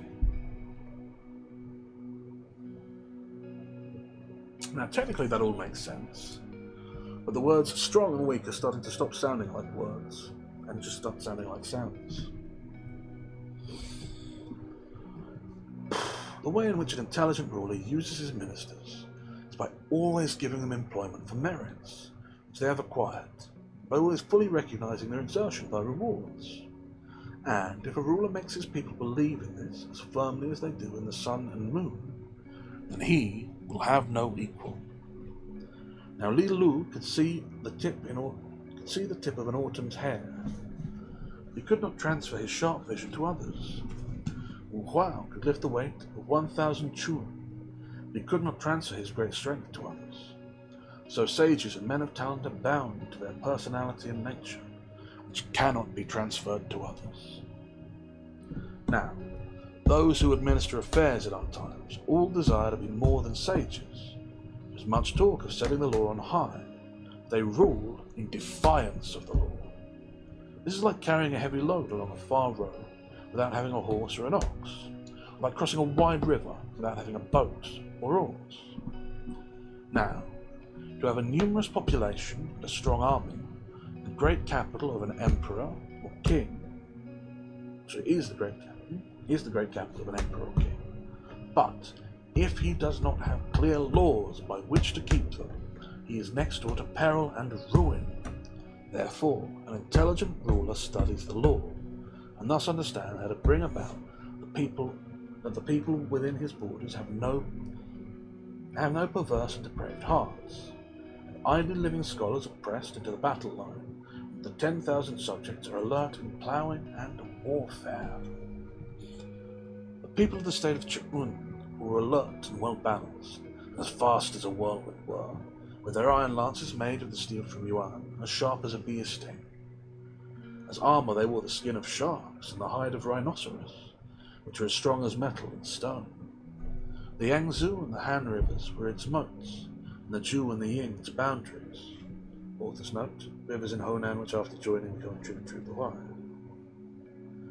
The forests of Teng were its screen, south of the present prefecture of Shang Yang and Xubei, and the walls of the Fang Mountains were its frontier. And when the army of Qin marched on Yan and Yang, author's note, in 279 BC, the king of Qin took Yan, in 278 Ying. Yan was south of the you know where it is. And when the army of Chen marched on Yan and Yang, it took these cities as easily as if it had merely been shaking of a dead tree. Tang Mian met his death at Chuan She. Jiang Mei being the general of Zhu, Chang Sui is an unknown locality. Zhuang Qiao rose in the interior, and Zhu was divided into 5 parts. This was not because its territory was large, or that the population was not numerous, or the armour and weapons and resources were not many, but the reason that in fighting did not win and in defending was unable to hold its own was due to the fact that it did not have law. He who dismisses scales and standard weights and manipulates light and heavy. Author's note on that last section. This is a fragment which doesn't seem to belong here. And seeing that it does match with the fragment that we read earlier, it just seems to be out of place. Oh, this text is so cut up and missing and bad. Right. I have a quick... Oh, that's the end of section 20, I should say. I have a quick drink.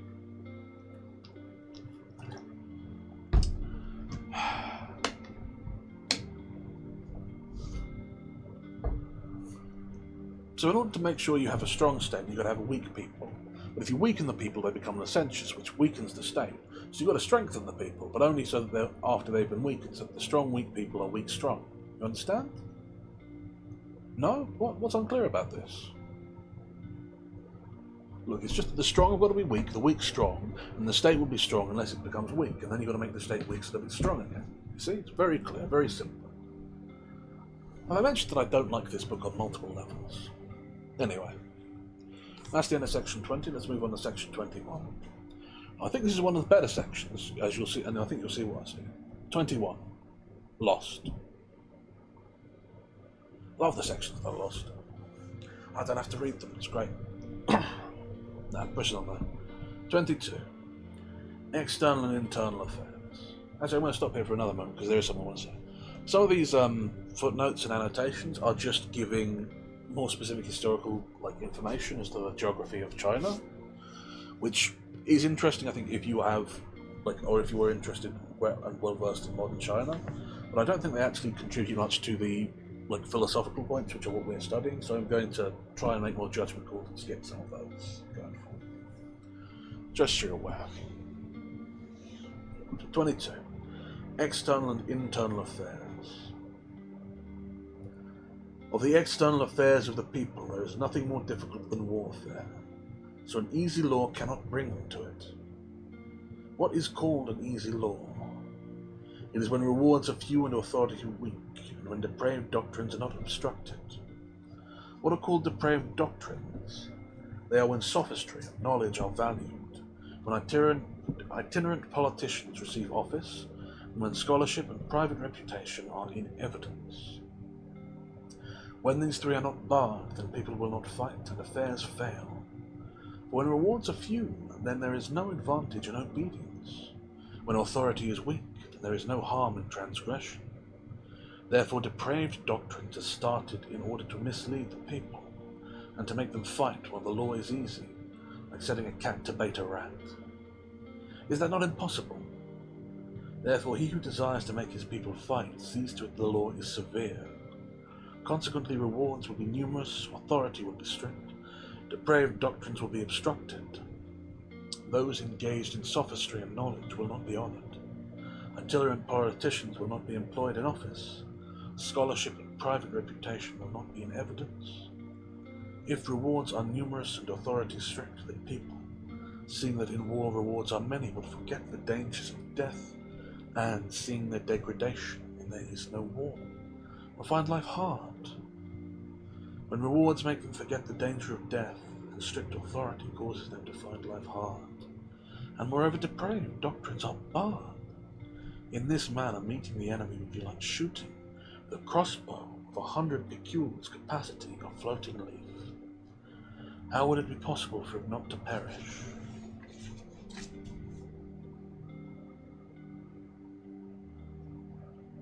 I'm sort of stunned by that.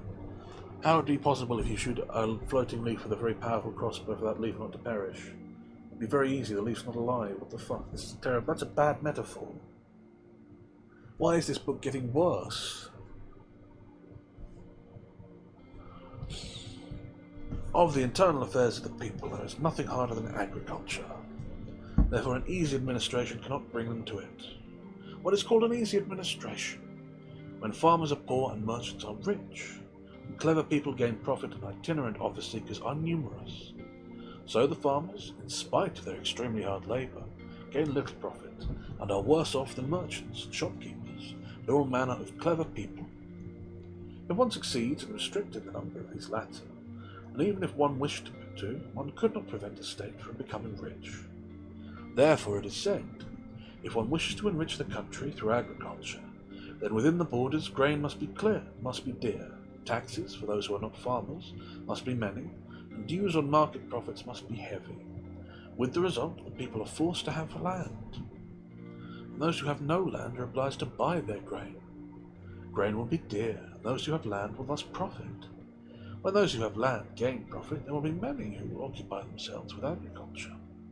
When grain is dear and the dealing in it is not profitable, while moreover heavy taxes are imposed, people cannot fail to abolish merchants and shopkeepers and all manner of clever folk, and to occupy themselves in the profit from the soil. So the strength of the people will be fully exerted in the profit from the soil. Therefore, he who organizes a state should let his soldiers have the full benefit of the profits of the frontier, and let the farmers have the full benefit from the profits of the market. If the first happens, the state will be strong, and if the second happens, it will be rich. Therefore, one who abroad is strong in warfare, and at home is rich in peace, attains supremacy. For if grain is cheap, the value of money is high, and cheap grain means poor farmers. And a high value of money means rich merchants, and if secondary occupations are not forbidden, then. And it tails off there, which I'm assuming means that the text was fragmented. There's no author's note to say for sure. A thing that is not recognised by this is that if prices of grain are high, people will definitely starve. That's just a thing that will happen. Not everyone gets land, and if people can't afford food, some of them will just starve. Don't think that Lord Shang cares over much, though. Don't think he cares over much. Anyway, that's the end of section 22. I have a swallow of water.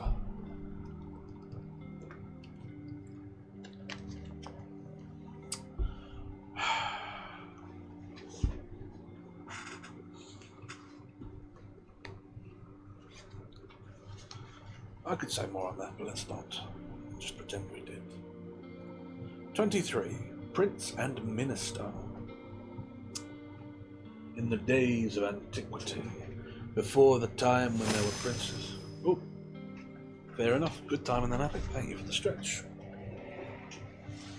Up we go. Wow.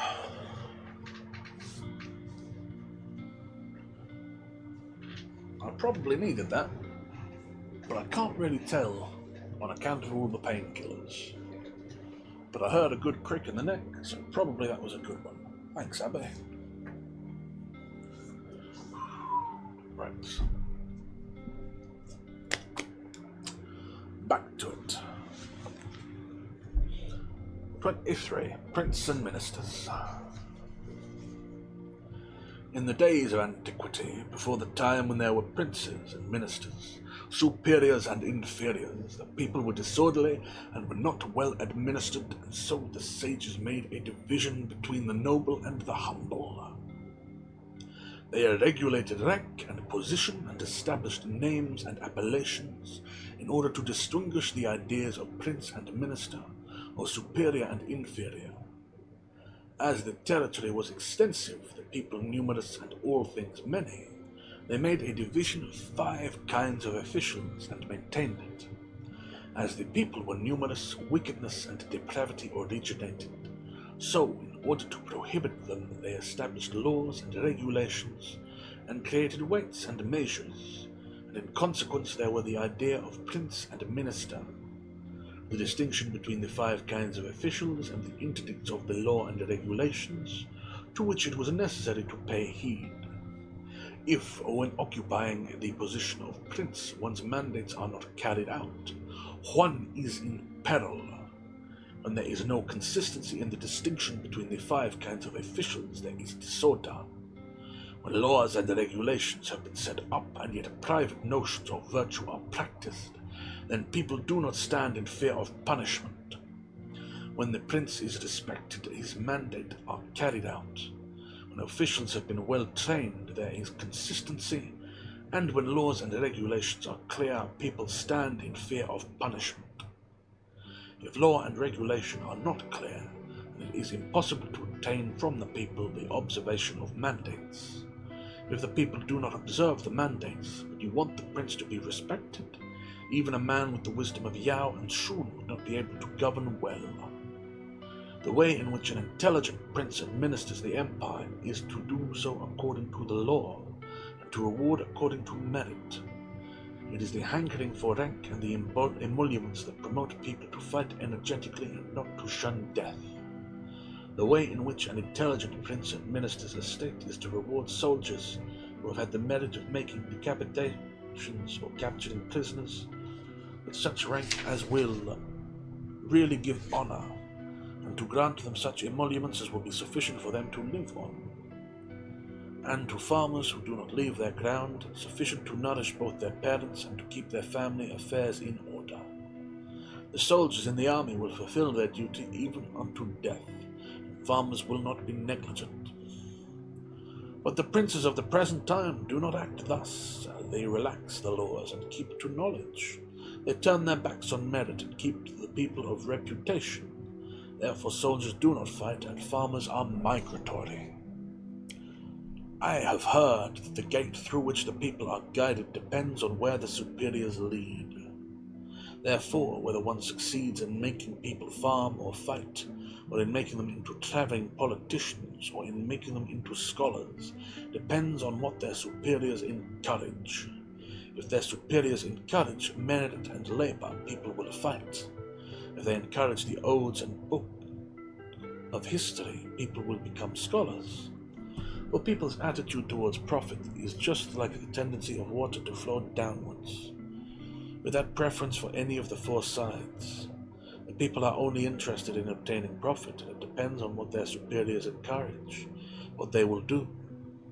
If men with angry eyes who clench their fists and call themselves brave are successful, if men in flowing robes who idly talk are successful, if men who waste their time and spend their days in idleness and save their efforts for obtaining benefit through private channels are successful, if these 3 kinds of people, though they have no merit, all obtain respectful treatment, then people will leave off farming and fighting, and will do this.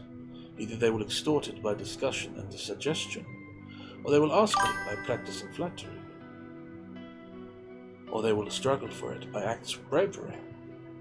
Thus farmers and fighters will dwindle daily, and itinerant office seekers will increase more and more, with the result that the country will fall into disorder and land will be dismembered. The army will be weak and the ruler debased. This would be the result of relaxing wars and regulation and placing reliance on men of fame and reputation. Therefore, it is an intelligent ruler cautious with regards to law and regulations. He does not hearken to words which are not in accordance with the law. It does not exalt actions which are not in accordance with the law. It does not perform deeds which are not in accordance with the law. But he hearkens to words which are in accordance with the law. He exalts actions which are in accordance with the law. He performs deeds which are in accordance with the law. Thus the state will enjoy order, the land will be wide, the army will be strong, and the ruler will be honored. This is the climax of good government, and it is imperative for a ruler of men to examine it.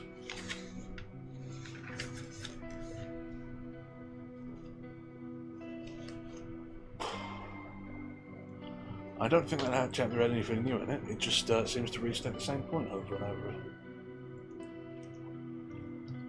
But I read it in a slightly funny way, so maybe that helped. Right then. Nothing to say about it though, so let's press on. 24. Interdicts and encouragements. The method by which a ruler of men prohibits and encourages in means of rewards and penalties. Rewards follow merit and penalties follow crime. Therefore, it's necessary to be careful in appraising merit and investigating crime. Now, rewards exalt and punishments debase, but if the superiors have no definitive knowledge of their method, it is no better than they had no method at all. But the method for right knowledge is power and figures.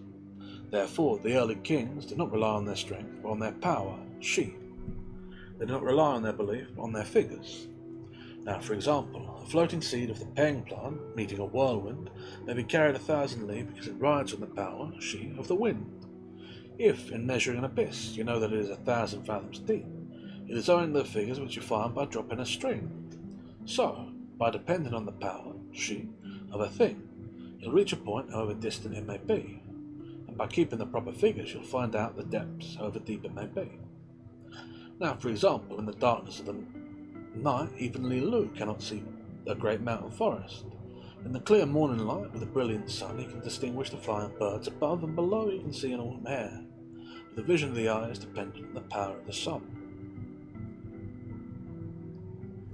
There's something I want to mention here, which is a couple of times I was mentioned that this fellow Li Lu can see an autumn hare because of his great eyesight. And from context, it sounds like it's talking about the animal, the hare, but it's spelled H-A-I-R, so I don't know what is meant in that case by an autumn hare. I think it might just be a misspelling by the author, but I feel like I should include that.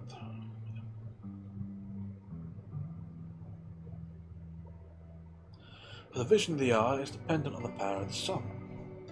In the highest conditions of power, she, is reached, things are arranged without a multitude of officials, and are made fitting by expounding the system. But nowadays reliance is placed on a multitude of officers, and a host of civil servants. In the official bureau, assistants and controllers are appointed. Now the idea of appointing these assistants and controllers is indeed to prevent men from making profit, but these assistants and controllers themselves also desire to make profit. How then can they prevent others from doing so? Therefore, if one relies on assistants and controllers for one's administration, then will it be an administration that can barely maintain itself. It is not thus, if one understands system, one separates their power, she, and puts checks on their conduct. Therefore it is said, if the conduct of power, she, are such that it is difficult to conceal anything, and even a man like Chi does no wrong. Therefore the early kings prized power, she. Some say a ruler of men holds a nominal right of consent, post factum. Then things are controlled and examined, and by this control wickedness is discovered. I do not think that this is right, for officials exert sole authority and take decisions 1,000 li away from the ruler. In the 12th month, to confirm it, they make a report in which the affairs of the whole year have separate entries. But the ruler gives but one hearing, although he sees doubtful cases. He cannot determine whether an official is capable or otherwise. Author's note, there is probably a gap in the text following this section. For example, if objects come near, the eye cannot but see them. If words are insistent, the ear cannot but hear them. For if objects approach, they alter in appearance, and if words draw near, they form coherent speech. So, with the organization of a well-governed state, people cannot escape punishment any more than the eye can hide from the mind what they see. But in the disorderly state of the present time, it is not thus. Reliance is placed on a multitude of officers and a host of civil servants. But however numerous the civil servants may be, their affairs are the same and they belong to one body. Now those whose affairs are the same and who belong to one body cannot control one another. But by making their interests different and their disadvantages dissimilar, the early kings created guarantees. Therefore, in a condition of complete good government, Husband and wife and friends cannot abandon each other's evil, cover up wrongdoing, and not cause harm to relatives. Nor can the men from the people mutually conceal each other from their superiors and government servants. That is because, although the affairs are connected, their interests are different. Nowadays, Tsu and Yu cannot control each other because their business is the same, and their interests are also smaller. Suppose that horses could speak, then a Tsu and a Yu would have no chance of escaping what they find hateful. This is because their interests would be different. Author's note, i.e. the interests of the horses and those of the officials are different, so that horses, could they speak, would denounce their faults. When interests are connected, and when what they hate is the same, a father cannot reprimand his son, nor a prince's minister. The relation of government servants to other government servants is this, that their interests are connected and what they hate is the same. Now, the early kings made it a principle that those whose businesses were connected should have different interests. Though the people may hide things from their ruler, there is no harm done in thus covering up, nor can there be advantage in having virtuous men, or harm in having worthless ones. The system, therefore, of good government is to neglect the virtuous and to abolish the wise. That's the end of section 24. Neglect the virtuous and abolish the wise. Truly, Shang Yang, a visionary philosopher. No other philosopher has ever said anything so controversial and yet so brave.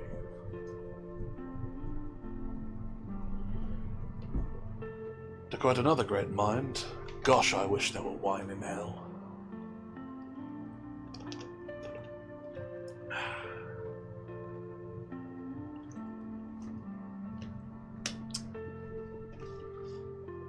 Right then, had my drink of water.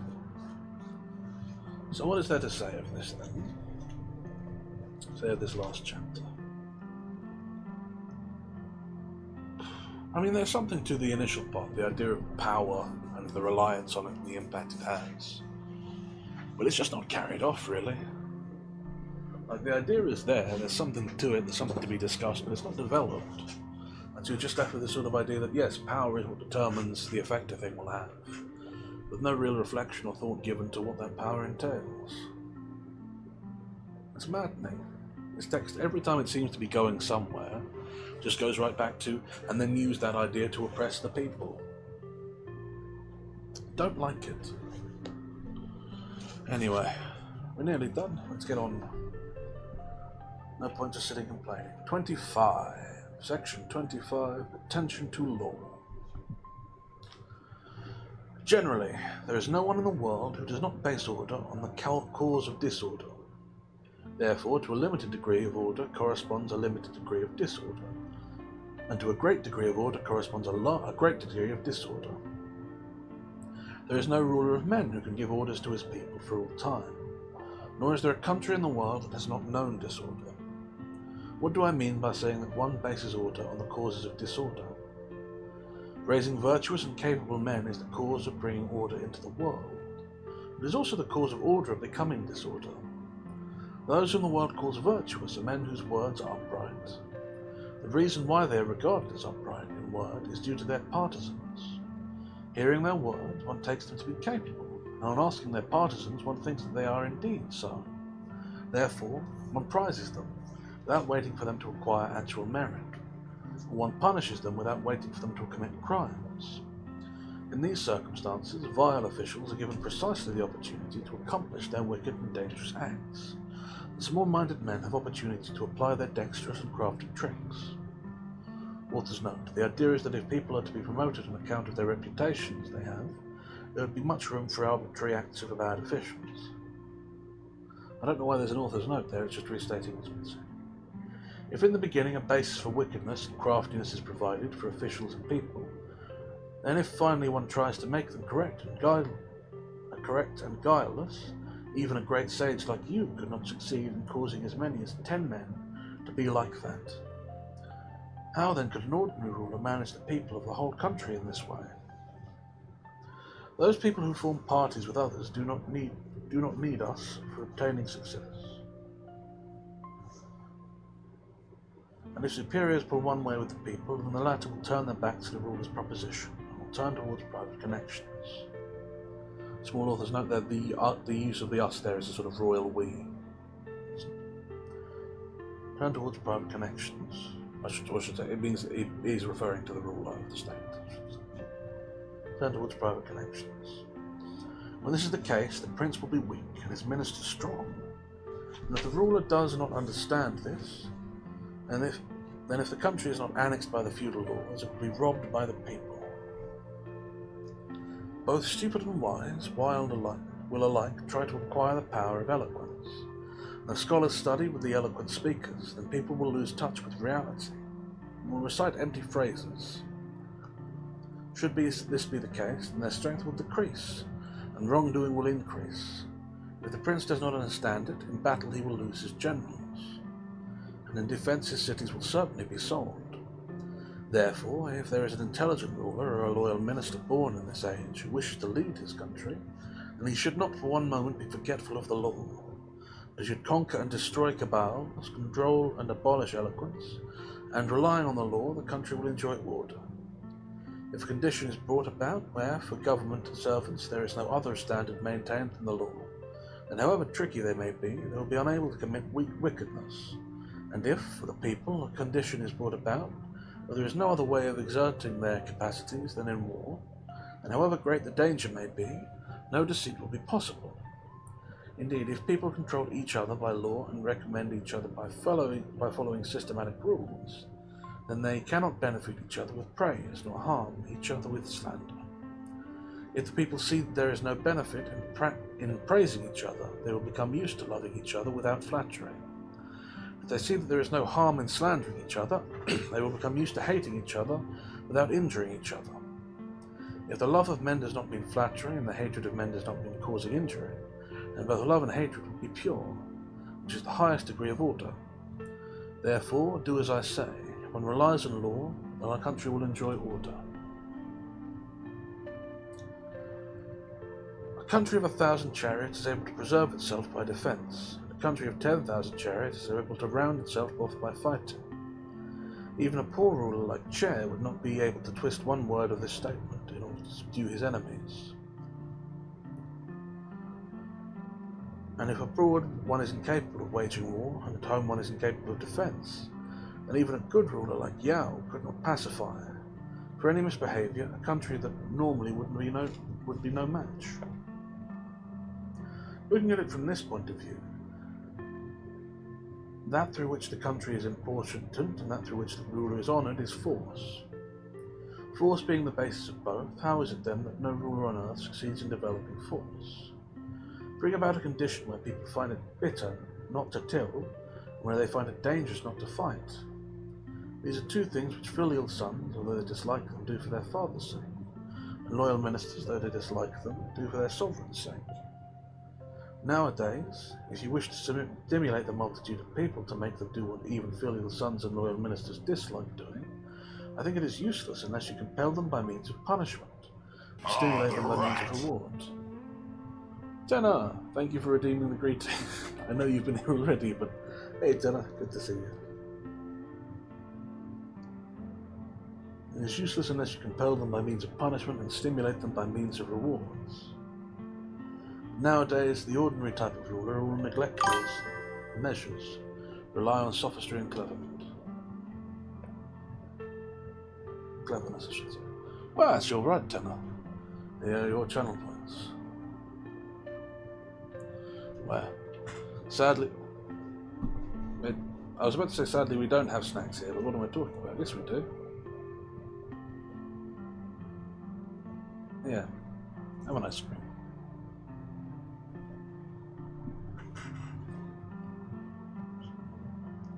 Nowadays, the ordinary type of ruler will neglect laws and measures and rely on sophistry and cleverness.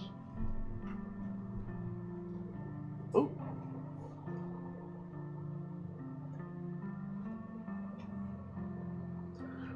They push back men of merit with force and advance those of benevolence and righteousness, with the result that people do not devote themselves to agriculture and warfare.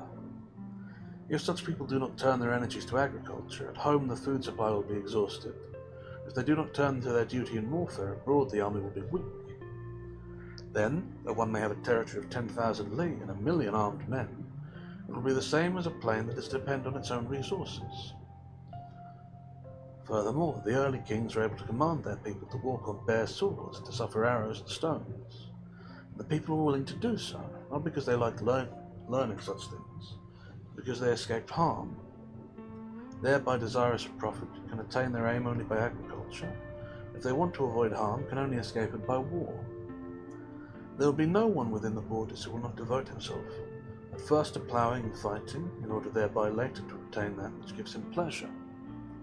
Therefore, though territory may be small, the produce will be plentiful, and though the population may be sparse, the army will be strong. One can achieve these two things within the territory, and the road to becoming a Lord Protector or King of the whole empire is fully prepared. That's the end of section 25. Let's have a little drink.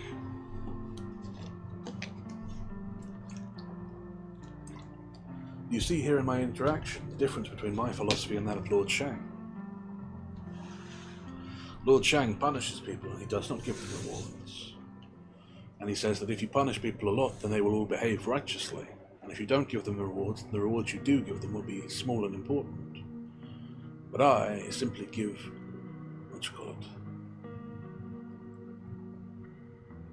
I give ice cream out when Tanner mentions that he would like a snack. And in doing so, I obtain his loyalty. I know that Tanner would kill for me because I give him ice cream. Whereas if I simply punished Tanner, he'd still probably kill for me because I think Tanner enjoys that sort of thing. But that's a bad example. This example is wrong and I am wrong about it. But what are we doing? Yes. Something, I'm sure. Plague is vibrating at rapid speeds.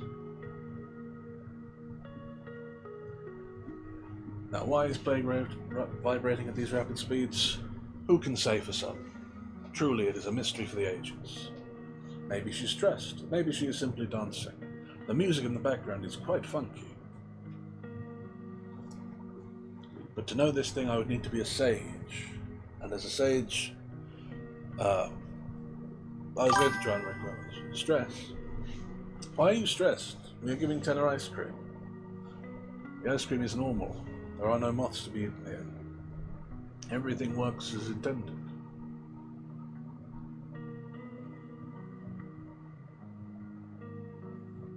I mean, yes, but this is like normal.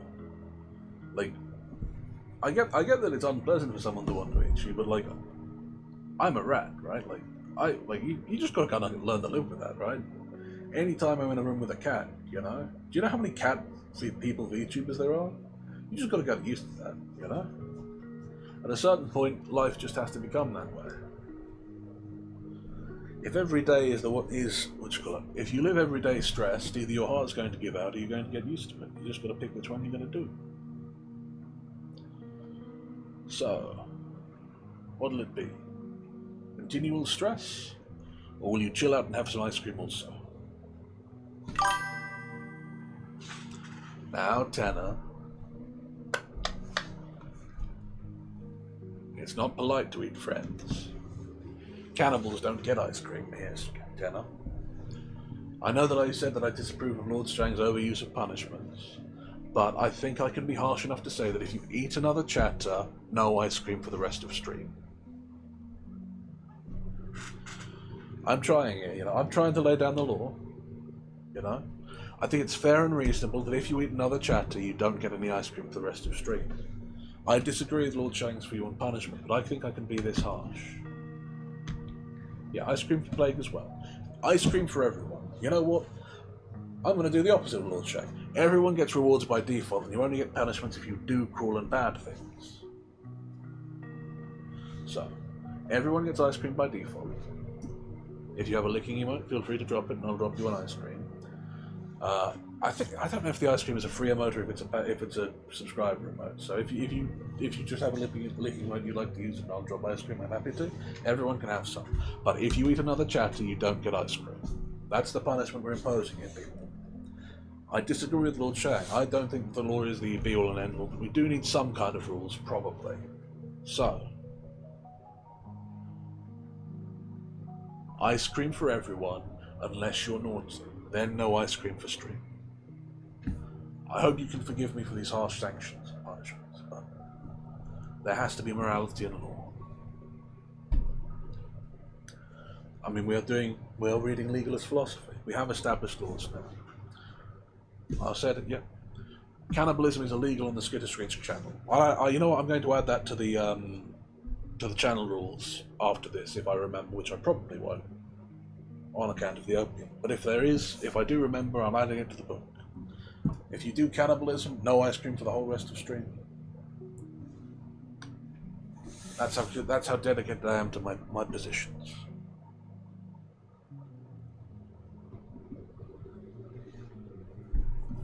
Such strong and serious convictions do I hold. Anyhow, I should drink some water before we get back into things. I love that this one I'm just addressing chat like the ads don't exist because I just don't believe in them. Okay, the ads should have ended, so if the ads did happen, they'll be ended now, and if they didn't, well, I don't know. Anyway, the point is, if you have a licking emote you'd like, feel free to drop it, and I'll drop you an ice cream emote, because everyone is getting ice cream, unless you do a cannibalism, in which case you don't get any ice cream. These are the rules we've established. Now, having established those laws, let's press on with our book on legalism. I think there's only one chapter left, or one section left, but we'll see how we get on. So, 26. The fixing of rights and duties. Oh, hell yeah. Everyone loves the fixings of rights and duties, right? Can I get a whoop woo in chat for the fixings of rights and duties? Ooh. The Duke questioned Kung Sun. The Duke questioned Shang Yang, saying, supposing that one established laws and mandates today, and wished that tomorrow all government servants and people throughout the Empire should understand them clearly and apply them, so that all should be as one and should have no selfish intentions. How can one bring this about? Shang Yang replied, there should be instituted for the laws government officers who are able to understand the contents of the decrees, and who should be the regulators of the Empire. Then they should memorialize the Son of Heaven, whereupon the Son of Heaven would personally preside over the laws and promulgate it.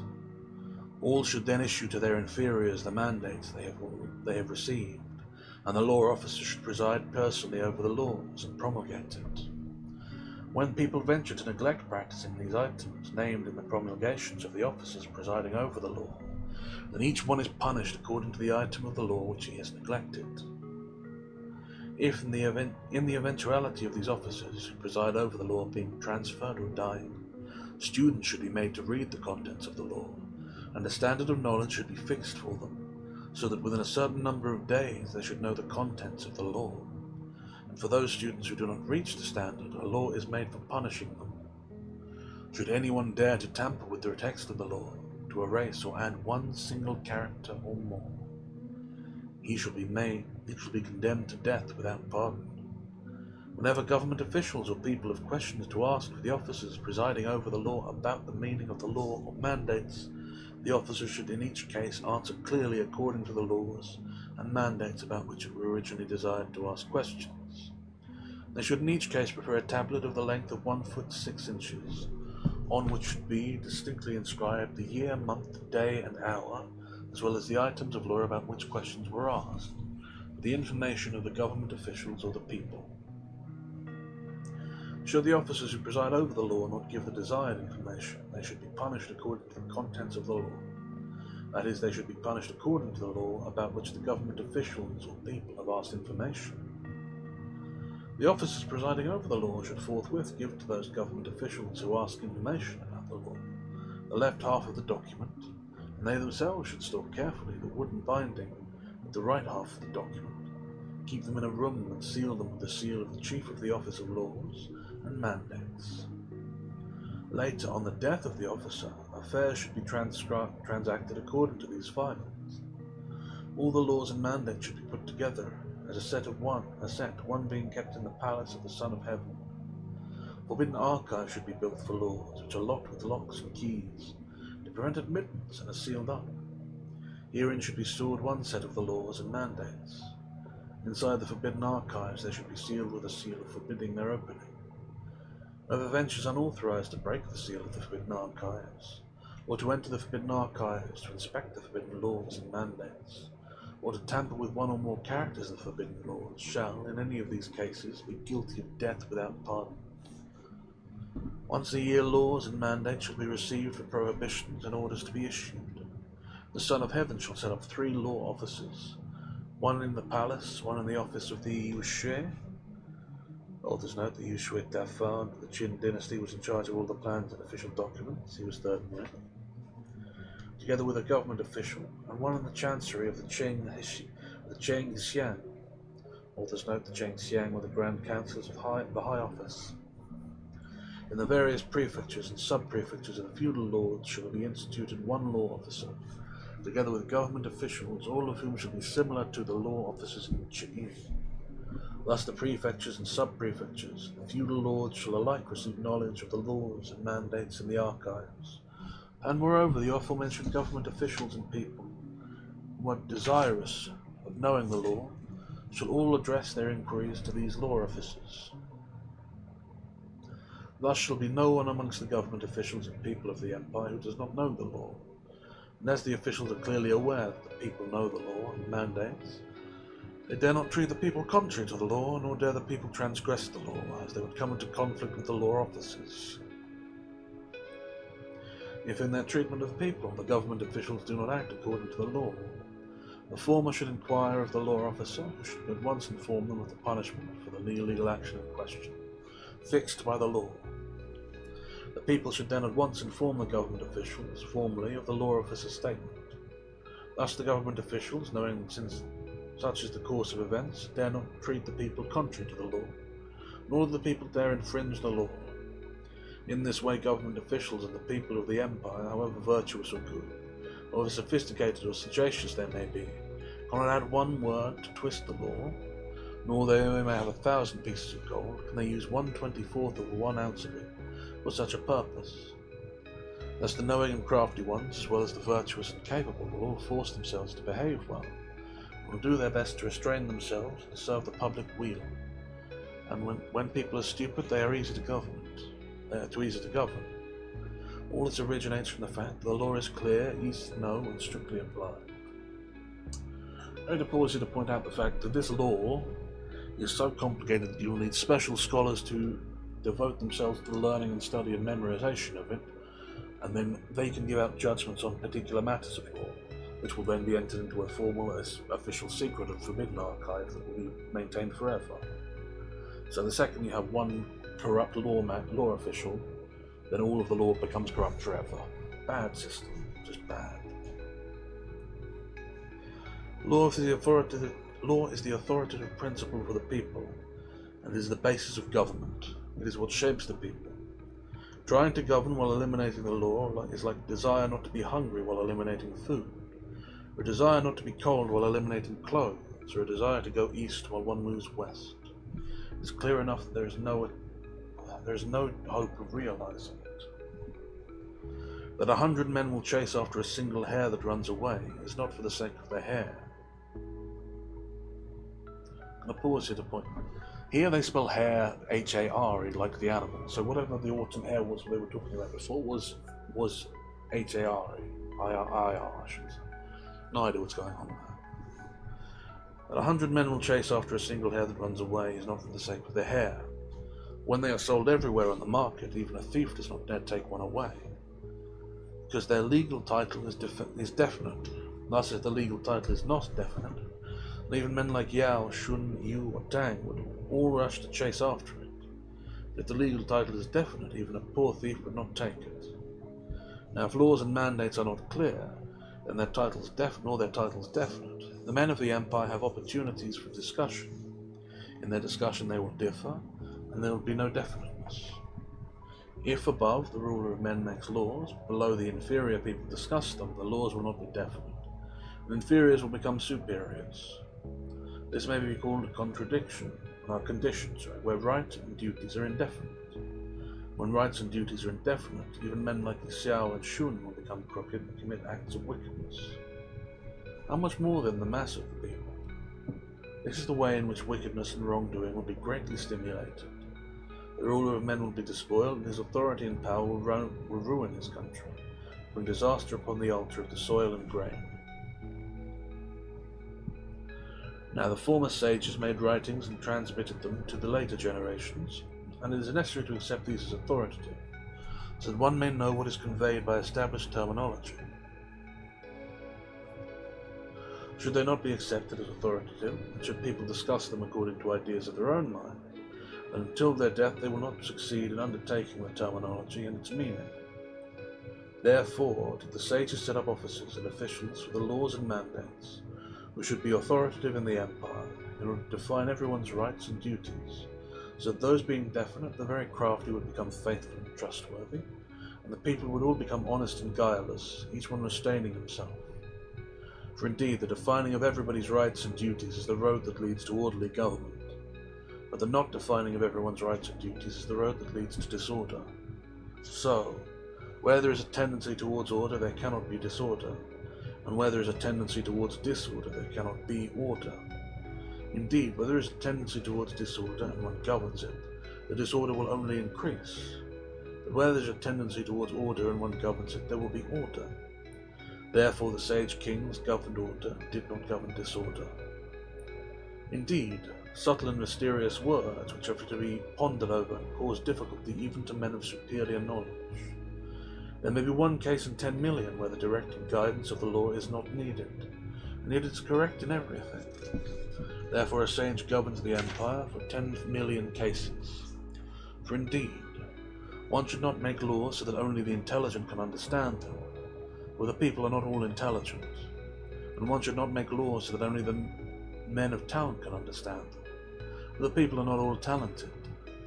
Therefore did the sages in creating laws make them clear and easy to understand, and the terminology correct, so that stupid and wise without exception could understand them, and by setting up law officers, and the officers presiding over the law, to be authoritative in the empire, prevented the people from falling into dangerous pitfalls.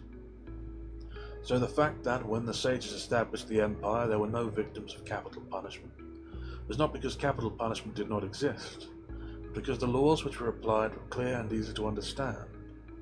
They set up law officers and government officials to be the authority, in order to guide them, and they knew that the 10,000 of people all knew what to avoid and what to strive for. They all would avoid misfortune and strive for happiness, and so restrain themselves. Therefore an intelligent prince follows the existing conditions of order, and so makes the order complete, with the result that the empire will enjoy great order. And that's the end of section 26. But as it will be brief, I shall quickly go over section 27, Lost, section 28, Lost, and section 29, Lost. 26 is the last section we have. And with that we come to the end of the book of Lord Shang. I think it is worthy of noting the last section there, and considering it in its principle. Because what it says is important and significant. What it paints is a picture of the ideal system of law. That a system whereby law is perfect and the people are clear on what the law says, the law is just and simple to understand, and the people act in accordance with it. In this ideal circumstance, the world is virtuous. It is essentially the vision of an ideal world that Lord Shang presents with his legalist philosophy. The virtuous system creates a virtuous world. The issue is that there has never in the world been a system of laws that is complete and perfect enough to create such a virtuous world. For a system of laws to be able to completely apply itself and affect these people willingly and ably, it needs to be able to adjust itself to every situation. But every situation is different. Every situation is complex and minute, and so cannot be ruled upon genuinely or generally. It's why in the modern day, when a case is held before a court and there is an exception to it, the judgment made by a judge is then generally considered law going into the future. But as is clear, this doesn't make for a simple and easy to understand set of laws.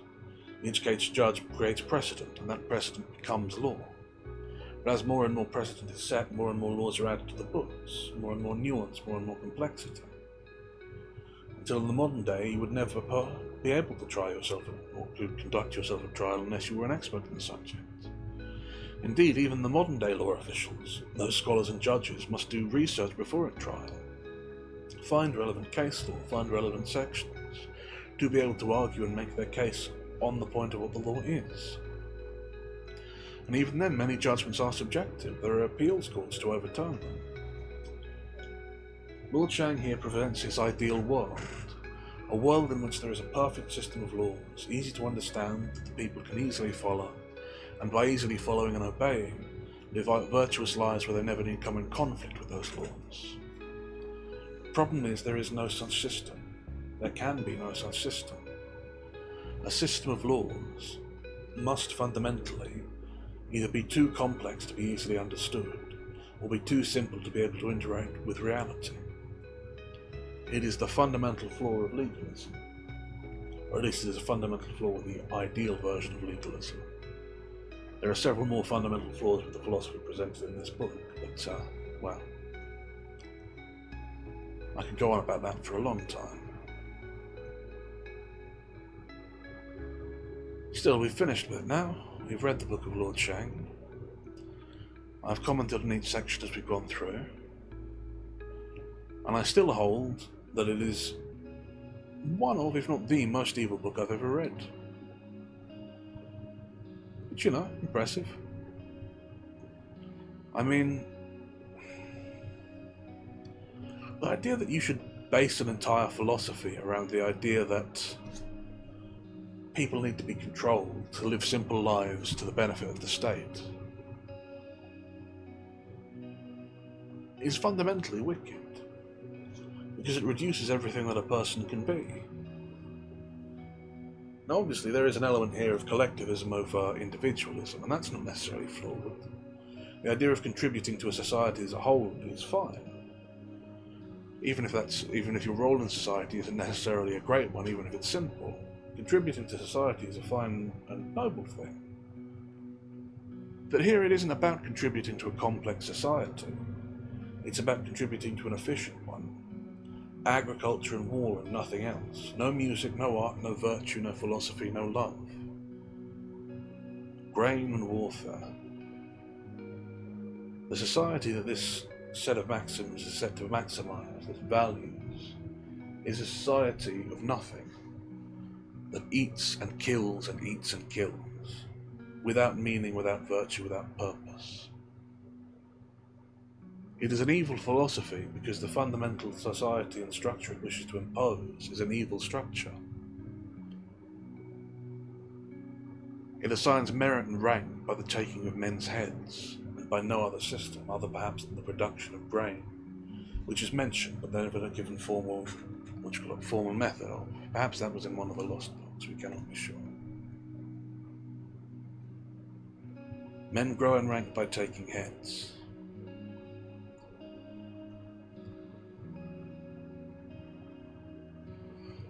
It's evil. It is genuinely an evil system.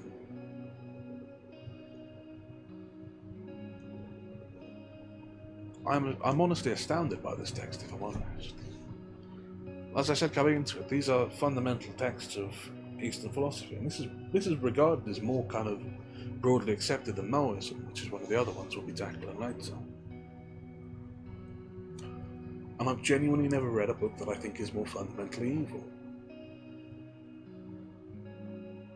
Though I'll say for the record, I've never read anything by Ayn Rand, so who can say? Maybe that would be worse.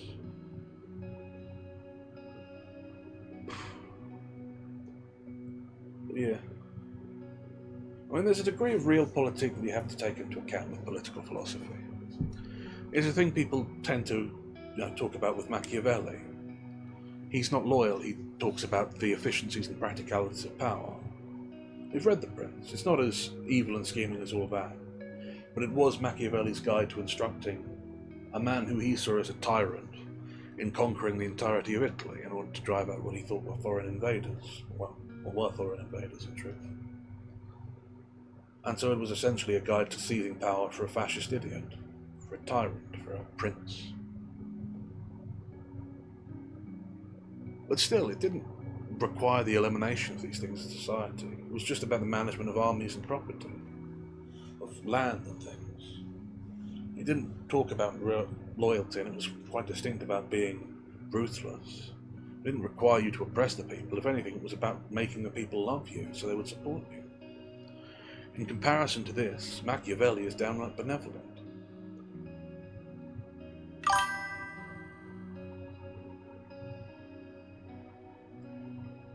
Yeah. I mean, it's true enough, yeah.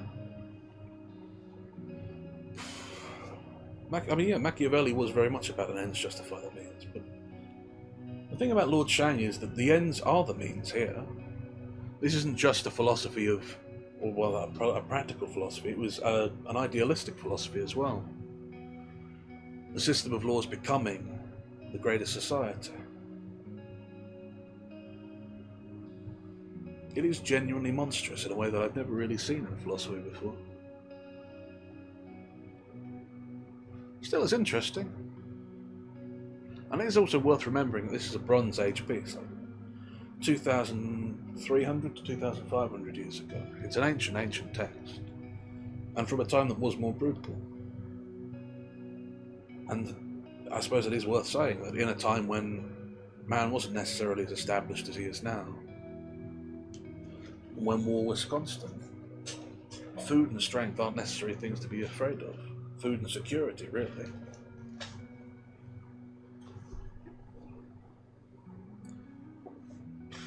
I don't know. I mean, in a lot of ways, it's just a less cynical way of. Well, that's not it. I was about to say it's like bread and circuses, right? Bread and circuses is the fundamental philosophy of controlling the masses, but it's not that. The thing about Lord Shang is that it denies circuses. It denies the need for people to be fulfilled in any way aside from basics. I don't know. Something about it strikes me wrong.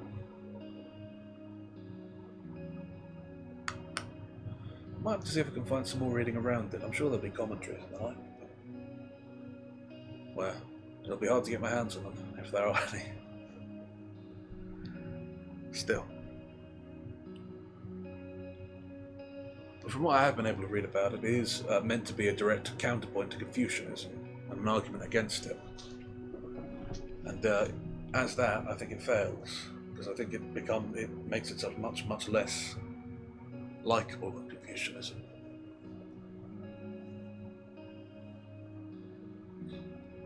Which I suppose is important too. If you're promoting ideas, making people like your ideas is important. That's how they succeed. Although I guess both of them succeeded, and they're both alive thousands of years later. Well, I guess it's worth noting how much more fragmentary this text is than the Analects. So maybe that is a point in favour of Confucius. Still, I don't think I've got too much more to say about this text on its own. I'll probably come back and do a little bit more of an analysis of all four of these when we've done the four of them, since they're all sort of fundamental to interconnecting philosophies. But yeah. I didn't like this book. I struggle with it quite a lot. But I'm glad to have read it. Reading something you disagree with and understanding it is an important way of growing, or is important to growing, and to becoming firmer in your own ideas. I don't like Lord Shang,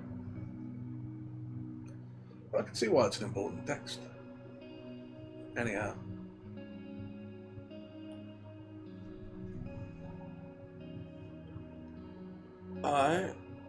I'm going to call it there, so I don't have anything more to say. I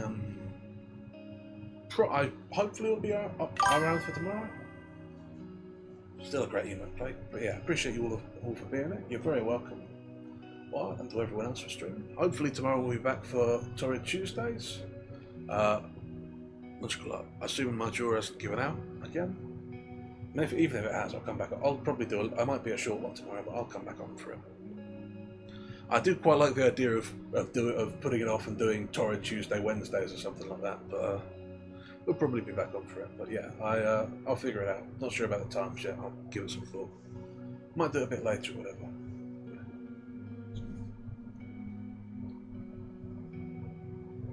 But yeah, again, thank you all for coming. I do appreciate it. I hope you've enjoyed or gained something from today. And as always, I hope you have a lovely rest of your day, whatever time it might be for you. And again, it will last until tomorrow when you have to come back from my stream to get my blessing again. Yeah. Until then, I hope you have a lovely time. I don't think I'm going to raid out today. Am I? Who's right? Who's live? Let's see if there's anyone who... Ah. See, I know someone's live or and yet the raid button is not working. Well, I'll take that as a sign that I'm not going to be raiding out tonight. I don't really feel like it anyway because my head's still a little off. But yeah, thank you for everyone for coming. I do appreciate it. Not raiding out. But yeah, I hope to see you around. Back again tomorrow with Tory Tuesdays, which remember, we're doing them all up close until either December or if I get the 100 followers by the end of the year next year. But I hope to see you then. I hope you have a lovely rest of your day. And as always, ta-ra.